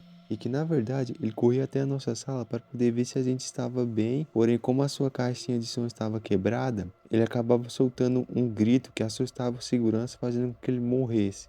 Hoje em dia, a gente sabe que essa teoria ela não tá correta. Porém, eu vou ser sério para vocês, quando eu tava escrevendo esse roteiro, cara, bateu uma nostalgia muito grande, velho. Essa teoria aí do Fox ser, na verdade, o animatrônico do bem, foi praticamente a primeira teoria que eu vi de FNAF. Eu lembro de ter visto ela no YouTube em um vídeo que eu não lembro agora de quem que é.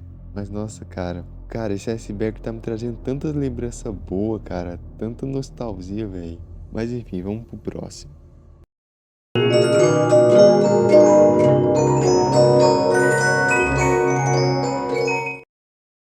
As blueprints de FNAF Sister Location são algumas imagens em que é possível ver todo o sistema dos animatrônicos por dentro. Mas, de todas essas blueprints, a que mais chamou a atenção foi a do Funtime Fred, em que é possível ver o que parece ser uma criança dentro dele, reforçando ainda mais o fato de que os animatronics Funtime também eram programados para poder sequestrar e capturar crianças para o experimento maluco do William Afton.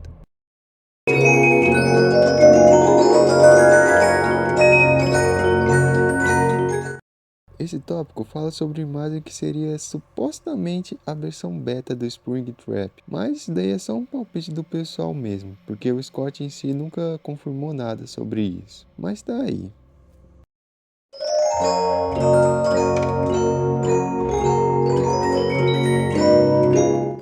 A noite 8 é uma noite bônus do FNAF 4, que pode ser desbloqueada após a conclusão da noite Nightmare. E pelo que eu pesquisei, a noite 8 do FNAF 4 é a única canônica da franquia. Você até pode encontrar caso queira pesquisar a noite 8 no FNAF 2, no FNAF 3, etc. Mas aí já não é oficial, isso daí já é mod que o pessoal criou.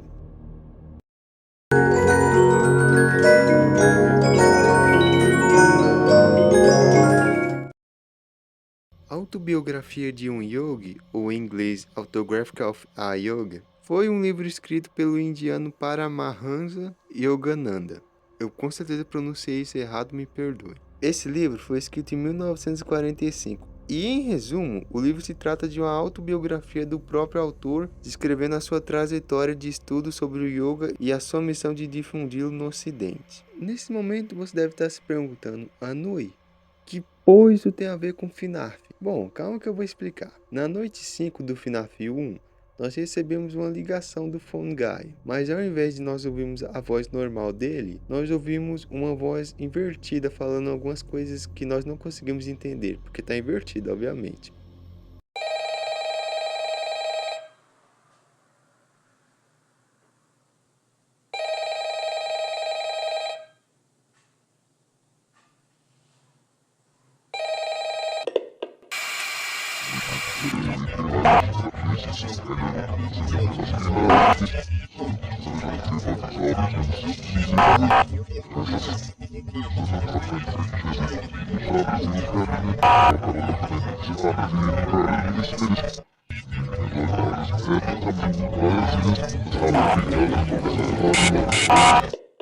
Ao reverter o áudio dessa ligação, as pessoas descobriram que o que ele fala se trata de um trecho do capítulo 8 do livro Autobiography of a Yogi. Senhor, é lamentável que o desenvolvimento da agrícola em massa não seja acelerado pelo uso mais completo de seus maravilhosos mecanismos. Não seria possível empregar algum deles em rápidos experimentos de laboratório para indicar a influência de vários tipos de fertilizante no crescimento das plantas? Você está certo. Inconfortáveis usos dos instrumentos de Bose serão feitos pelas gerações futuras. O cientista raramente sabe a recompensa contemporânea é o suficiente para possuir a alegria do serviço criativo.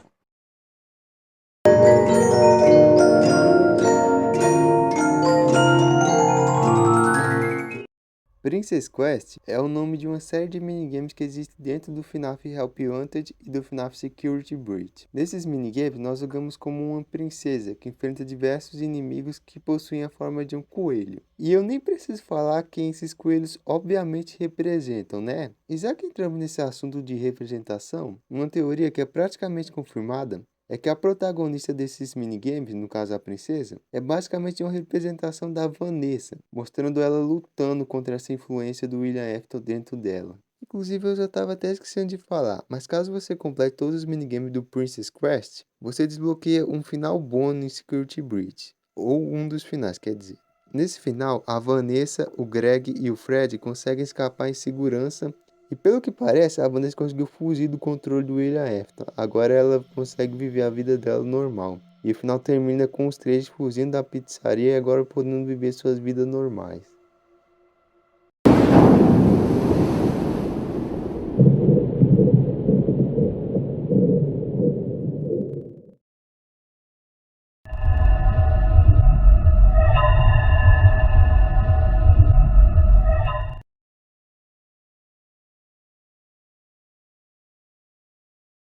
Emery é o nome de um player que ficou bastante conhecido por ter sido a primeira pessoa a conseguir passar do modo 50/20 da Ultimate Custom Night. Que para quem não sabe, o modo 50/20 é o modo mais difícil de se passar na UCM, já que ele coloca o player contra 50 animatronics na dificuldade máxima que é 20.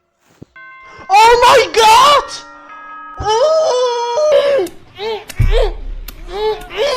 Que delicinha!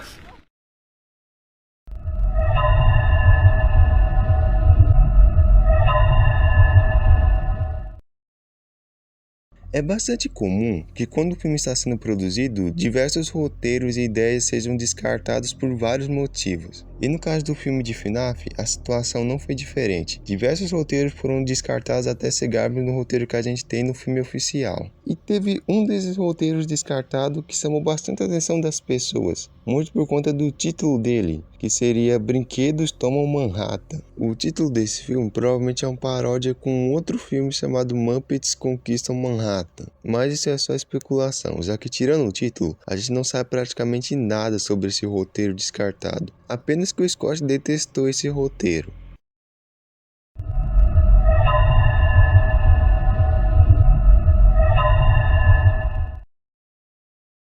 Isso se trata de uma trollagem feita pelo próprio Scott. Basicamente, em 6 de outubro de 2016, o Scott anunciou no seu fórum da Steam que o próximo FNAF que ele iria lançar, que no caso seria o Sister Location, teria uma história muito mais pesada e sombria, podendo até mesmo não ser adequado para crianças. Quando essa tal versão mais madura de FNAF foi lançada, os jogadores finalmente puderam ver que isso tudo não se passava de um outro jogo feito também pelo Scott chamado City and Survive, só que com o protagonista com a máscara de Fred. Bom, pelo menos no dia seguinte, em 7 de outubro, ele lançou o jogo oficial, então tá de boa.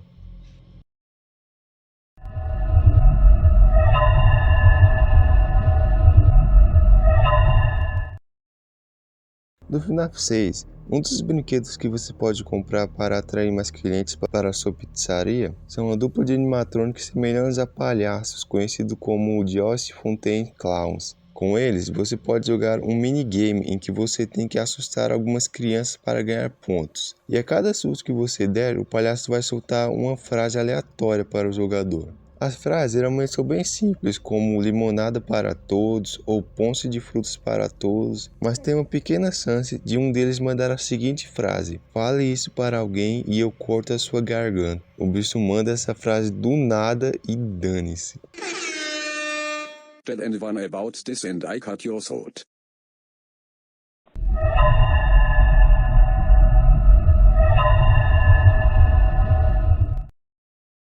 Russo 1987 é o nome de um canal do YouTube que em novembro de 2014 publicou uma gameplay de FNAF 2, em que aparecia supostamente o Purple Guy, que na época era chamado de Purple Man. A questão é que mesmo que ele tenha colocado na descrição que o vídeo era um fan-made, ou seja, era um vídeo feito por um fã sem ser oficial, isso não impediu que o vídeo de uma suposta aparição do Purple Guy no FNAF 2 tenha se espalhado na internet como se fosse real. E um monte de pessoas começaram a falar que o Purple Guy podia aparecer no FNAF 2, tornando esse bicho em uma lenda urbana dentro da comunidade de FNAF. O bom é que, diferente do Spark the Dog que eu citei anteriormente, nesse caso aqui não demorou muito para as pessoas perceberem que o negócio era fake. Até porque, convenhamos, né? Esse troço aí é só a skin do Golden Freddy, só que com uma cabeçona e pintada de roxo.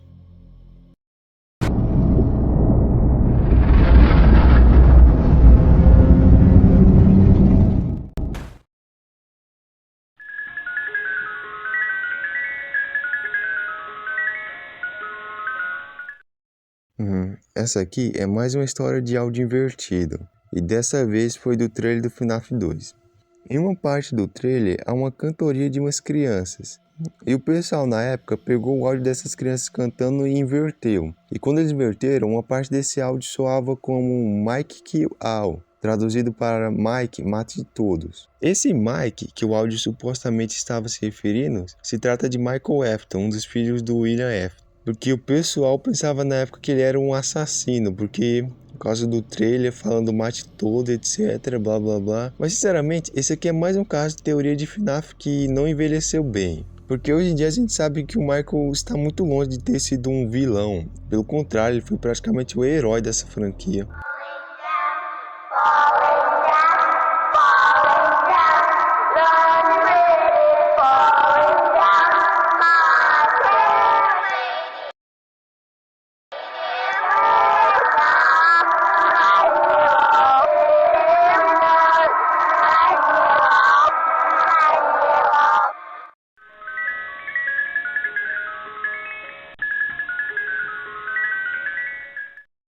Geralmente, antes do lançamento de algum FNAF, o Scott tinha o costume de soltar alguns teasers mostrando o design dos próximos animatronics. E no FNAF 4 não foi diferente. Porém, com um detalhe que chamou bastante a atenção das pessoas, que foi o teaser do Nightmare Fox, em que é possível ver que ele possuía uma enorme língua, mas no jogo oficial essa língua simplesmente não existe. Lembra daquela entrevista que eu citei na primeira camada que o Scott deu para o Dalco? Bom, nessa entrevista, ele explica que ele removeu a língua do Nightmare Fox porque ele achou que essa língua não ia ficar muito assustadora no jogo, então ele decidiu removê-la.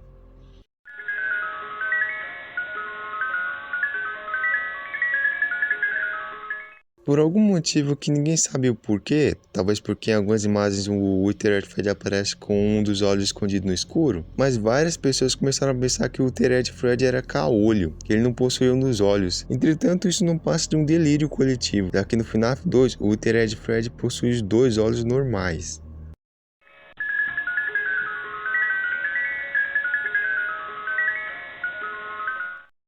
Dark Springtrap é o nome que os fãs deram para Springtrap quando ele aparece em uma cutscene do Sister Location, que pode ser desbloqueada após o jogador vencer um modo Golden Fred no Very Hard da Custom Night do Sister Location.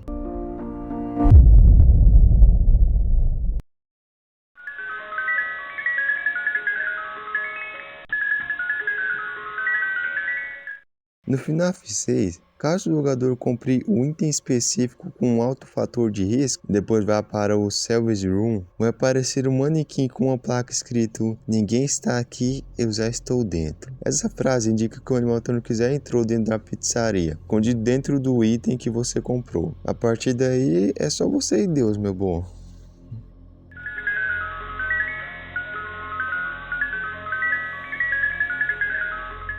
Outro tópico bem autoexplicativo. Durante o diálogo de dois NPCs no Deltarune, um deles fazia uma referência ao Purple Guy, mencionando um tal cara roxo que fica em uma loja.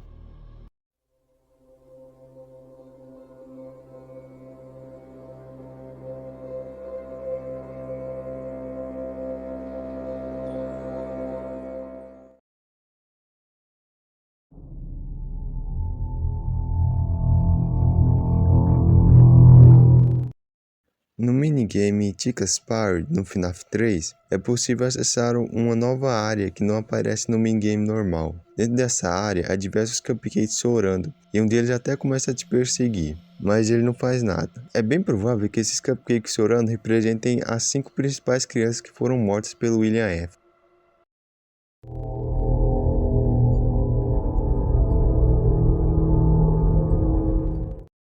Ice Cave era o nome de um local que não foi utilizado no FNAF World, sendo descartado por razões desconhecidas, mas é provável que ele tenha sido substituído pelo Dustin Fields. O Ice Cave também tinha uma trilha sonora que não foi utilizada, mas que foi revelado para nós pelo próprio Scott no site oficial do FNAF World.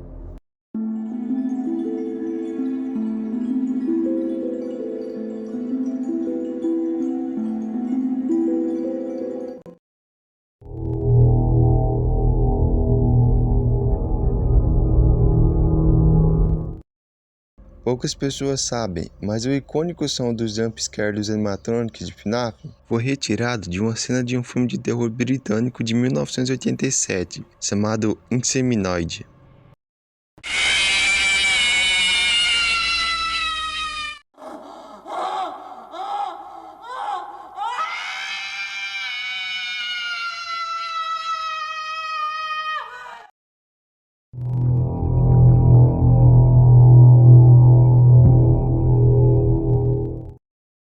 No FNAF CC Location, você pode ouvir em alguns momentos uma voz mais baixa e lenta da Baby, falando os números 1, 5, 7, 8 em ordem aleatória. Mas até hoje ninguém sabe ao certo o que isso tem a ver com a história do jogo. É só um detalhe que por enquanto tá lá, ninguém sabe pra que serve, ninguém sabe o que fazer, tá lá.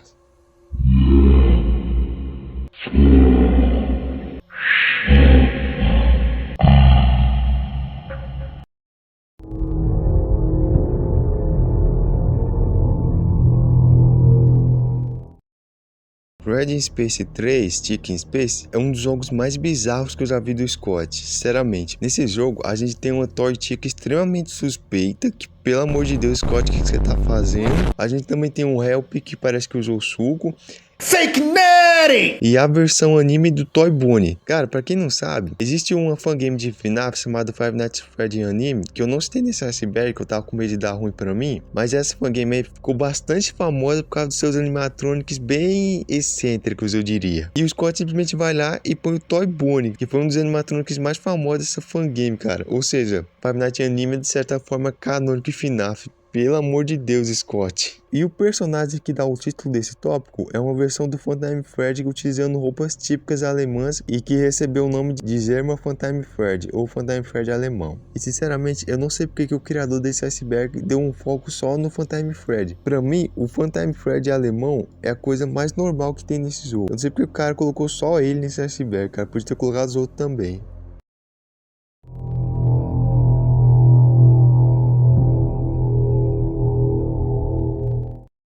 Nos arquivos do FNAF 3, foi encontrado um cenário não utilizado do minigame Happiness Day. E vendo esse cenário, a maior diferença que podemos ver são esses balões vermelhos que muitas pessoas notaram que eles se pareciam muito com os balões utilizados no minigame do Balloon Boy, também do FNAF 3.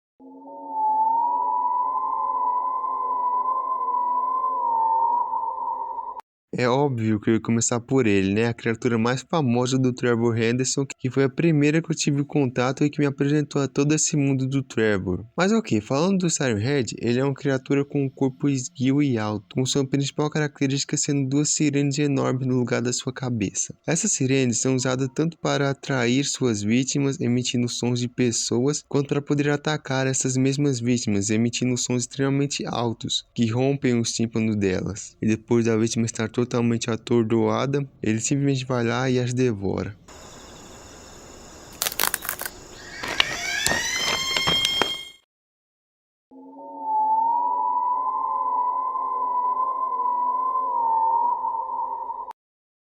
Cartoon Cat é outra criatura bastante conhecida do Trevor, que possui a forma de um gato humanoide de um desenho animado da década de 30. Mas é bom dizer que essa é apenas uma das formas que o Cartoon Cat pode ter, pois ele possui a habilidade de alterar sua forma física, com nenhum tipo de limitação. E outra coisa que tem que ser dita aqui sobre o Cartoon Cat é que, segundo o próprio Trevor, ele é a criatura mais cruel de todo esse universo, não tendo nenhum tipo de amor ou compaixão, sendo um ser vazio e faminto pela violência.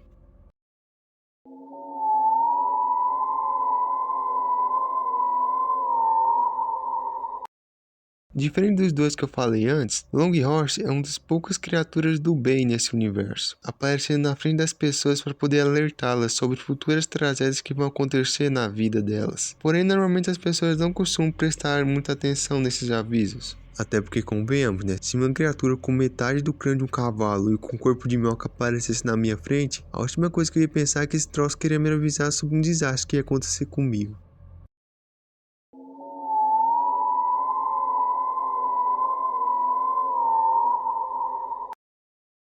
Big Charlie é uma criatura enorme, feita inteiramente de carne, com a cabeça de pássaro, casco de cavalo e corpo de vaca. Essa mistureba toda fez várias pessoas teorizarem que Big Charlie seria fruto de um experimento feito por humanos, com o objetivo de produzir uma criatura que fornecesse carne infinita. E uma coisa legal de se falar é que, assim como o Long Horse, o Big Charlie também é uma criatura bondosa, já que ele possui o coração de um bovino, sem nenhum tipo de maldade dentro dele.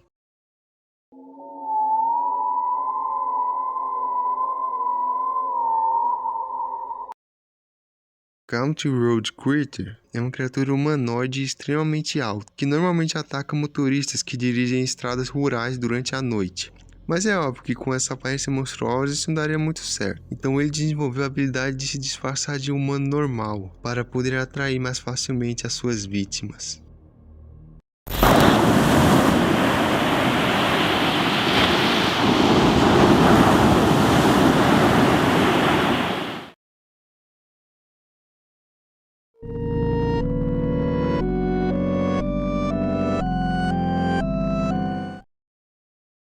Bridgeworm, traduzido literalmente para minhoca da ponte, são criaturas com aparência parecida com uma gigantesca minhoca que geralmente habita em pontes, onde costumam emboscar humanos e devorá-los. E para facilitar esse trabalho, os Bridgeworms se utilizam de um recurso interessante, que é um tipo de máscara no seu rosto que esconde a verdadeira face desses monstros, ajudando assim a capturar mais facilmente as suas vítimas. E vocês repararam que eu falei criaturas no plural? É porque Bridgeworms não é o nome de um monstro específico, mas sim de uma raça.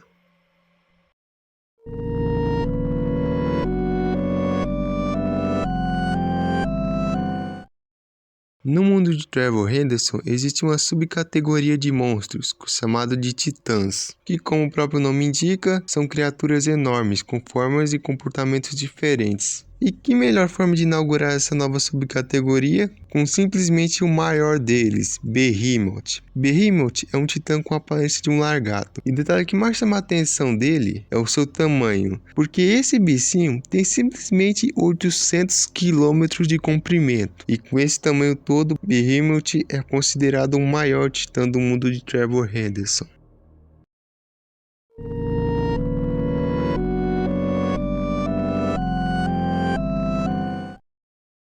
Giant Puppeteer é um titã cuja principal característica é uma marionete que ele possui nas mãos, que geralmente é utilizado para poder atrair humanos e sabe-se lá Deus o que ele faz com esses humanos que ele captura.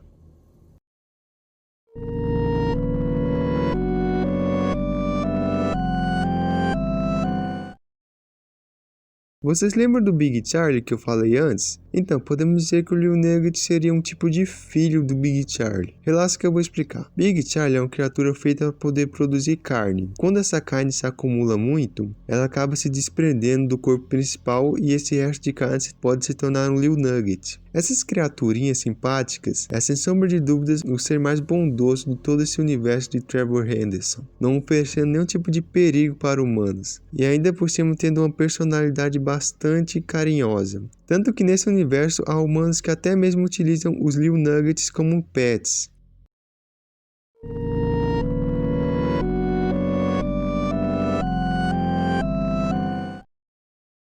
Breaking News é um titã com forma humanoide, e provavelmente ele foi um dos primeiros titãs a aparecer no mundo dos humanos, o que fez com que ele se tornasse uma Breaking News, uma notícia urgente, que rodou o mundo, aterrorizando todas as pessoas desse universo assim que ele chegou.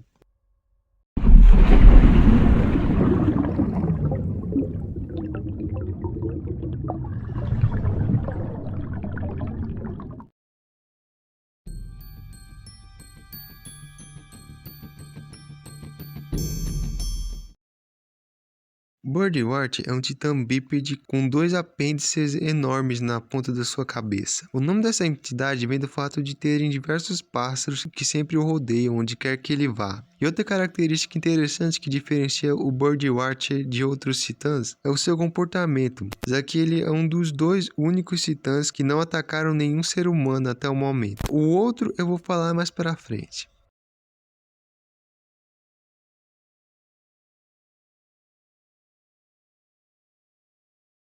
Isso é polêmico. Vocês lembram que eu disse no começo que a falta de informações das criaturas do Trevor Henderson causam problemas para quem costuma fazer vídeo? Então, aqui está um bom exemplo. Highway Worm é uma enorme minhoca encontrada perto de rodovias, onde geralmente ela ataca e devora os motoristas. E bom, isso daqui é basicamente o resumo da criatura. Mas, se vocês olharem bem para ela, vão notar que ela se parece muito com o Birdworm, o que fez diversas pessoas ficarem com dúvidas se ela é uma criatura original ou se ela seria algum tipo de espécie de Birdworm. E como o Trevor ama deixar a gente sem informações de nada, essa discussão continua até hoje. E não vai ser eu que vou terminar ela.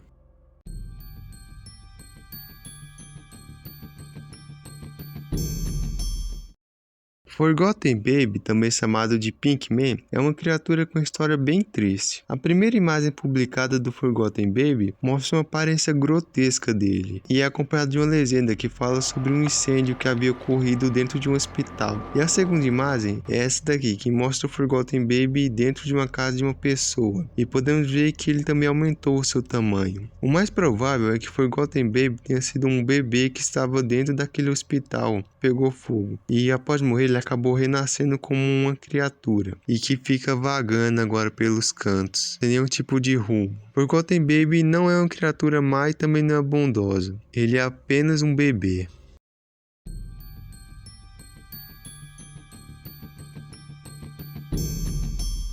Tá vendo essa lua? Muito bonita, né?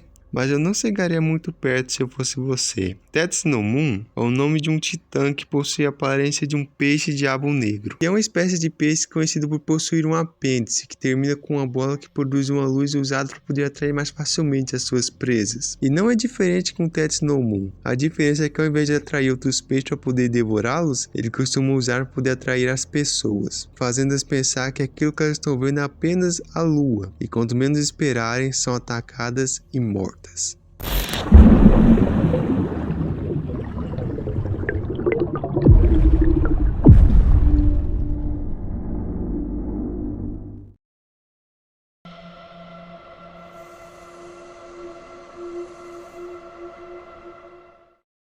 The Wandering Fate, também conhecido como Day 17, é um titã quadrúpede com diversos apêndices na sua cabeça. Esses apêndices possuem uma função bem específica. Uma coisa que eu não citei antes, quando estava falando sobre os outros titãs, é que os titãs não estão andando no nosso mundo à toa. Eles estão aqui com uma missão. Qual missão? Arrebatar os humanos dignos ao céu e condenar os indignos ao sofrimento eterno. Eu deixei para falar dessa teoria somente agora, porque o Day 17 foi praticamente o titã que ajudou a criar essa teoria. Então eu preferi falar dela com ele aqui também.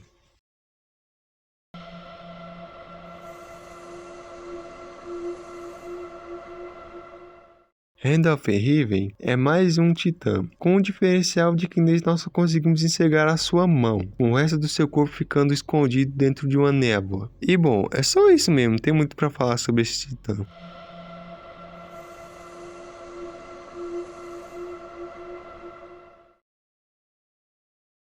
Avian Giant é um titã bípede com a pele clara e pálida, e com uma cabeça que lembra bastante um pássaro, tanto que é daí que vem o nome da criatura.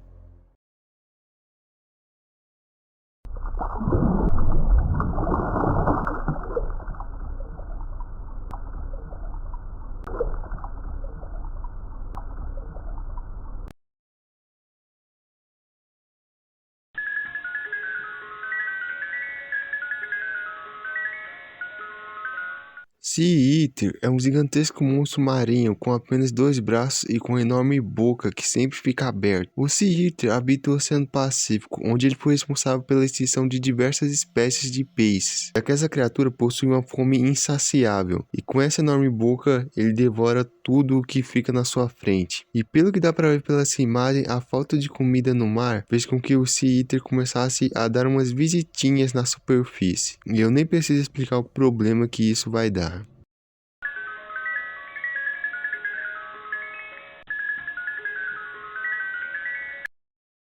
Às vezes eles eram quase lindos. Claro, se você não pensasse nos problemas de sua presença coletiva e em como eles eram apenas uma grande placa de sinalização que dizia: tudo virou uma merda e nada pode voltar a ser bom.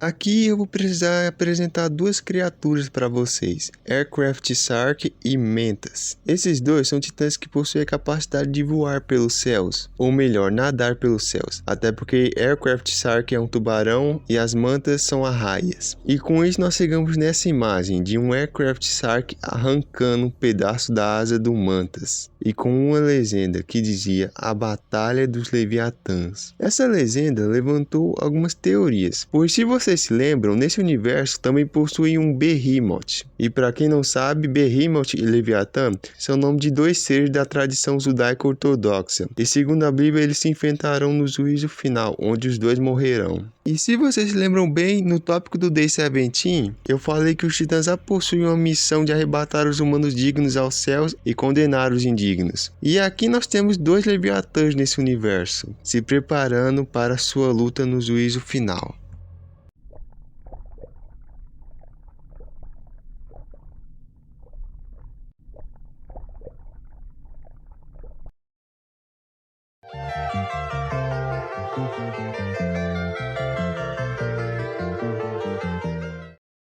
Sky Tentacles é um titã de tamanho, comportamento e aparência desconhecida. A única coisa que é possível de ver são seus tentáculos saindo de uma tempestade.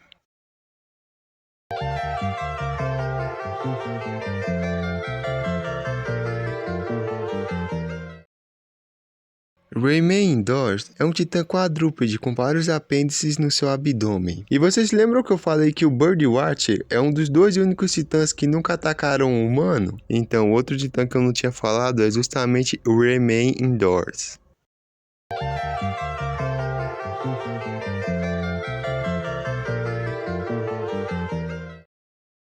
Mais um para nossa grande lista de titãs, mas esse tem um detalhe bem legal. Vocês estão vendo esses pontos vermelhos no corpo dele? Pelo que eu vi em alguns fóruns e sites pela internet, as pessoas teorizam que esse titã consegue disparar um tipo de laser pelos buracos vermelhos, queimando tudo o que estiver na sua frente. O que convenhamos que é um detalhe bem legal.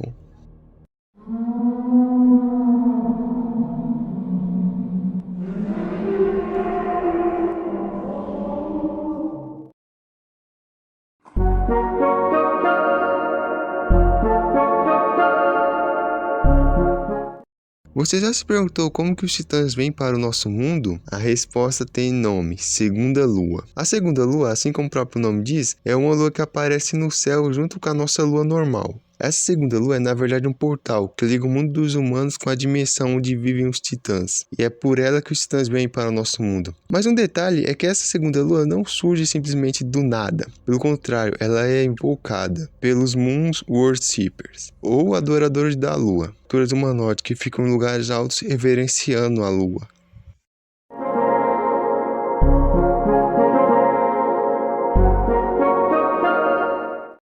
Agora que vocês já sabem como que os titãs vêm para o nosso mundo, eu vou mostrar para vocês o primeiro deles que veio para cá. Precursor of the First War, ou precursor da Primeira Guerra, foi o primeiro titã que veio ao mundo dos humanos, em algum período que nós não sabemos qual.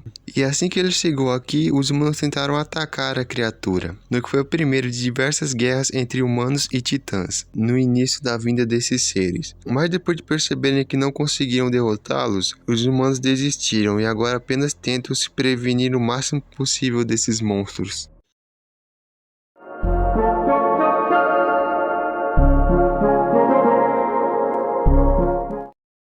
A centopeia vermelha é uma criatura com o corpo de uma centopeia, mas com o rosto de um humano na cabeça. E bem, é só isso que a gente tem de informação sobre ele, vamos pro próximo.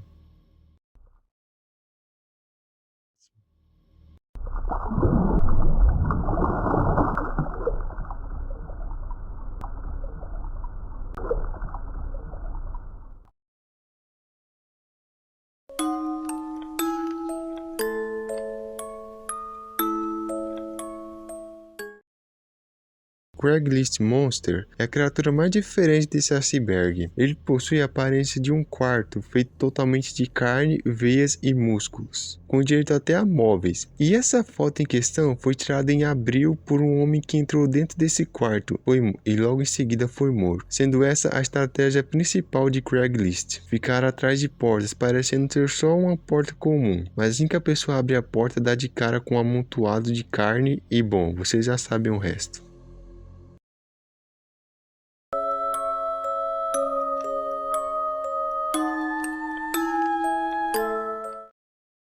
Skinwalker é uma criatura que possui uma aparência bastante parecida com o Big Charlie. E essa semelhança não é à toa, já que segundo o próprio Trevor, o Skinwalker também surgiu do mesmo experimento que deu origem ao Big Charlie. E segundo a legenda dessa imagem, assim que o Skinwalker escapou da fábrica onde se realizavam esses experimentos, ele se refugiou em algum local do subterrâneo. E pelo que dá a entender pela legenda, os funcionários e pessoas desse local começaram a evitar as regiões onde ele habitava. E as poucas vezes que alguém ousou entrar nessas regiões, bem, a única coisa que foi encontrada dessas pessoas foi apenas a roupa dela no chão, com a pele ensanguentada bem ao lado.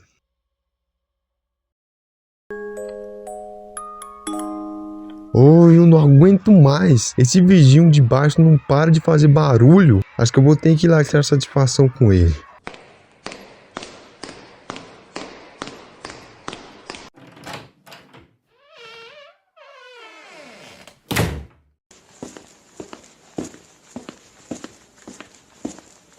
Ah, que bom que você já está aqui nas escadas. Olha, eu queria falar que...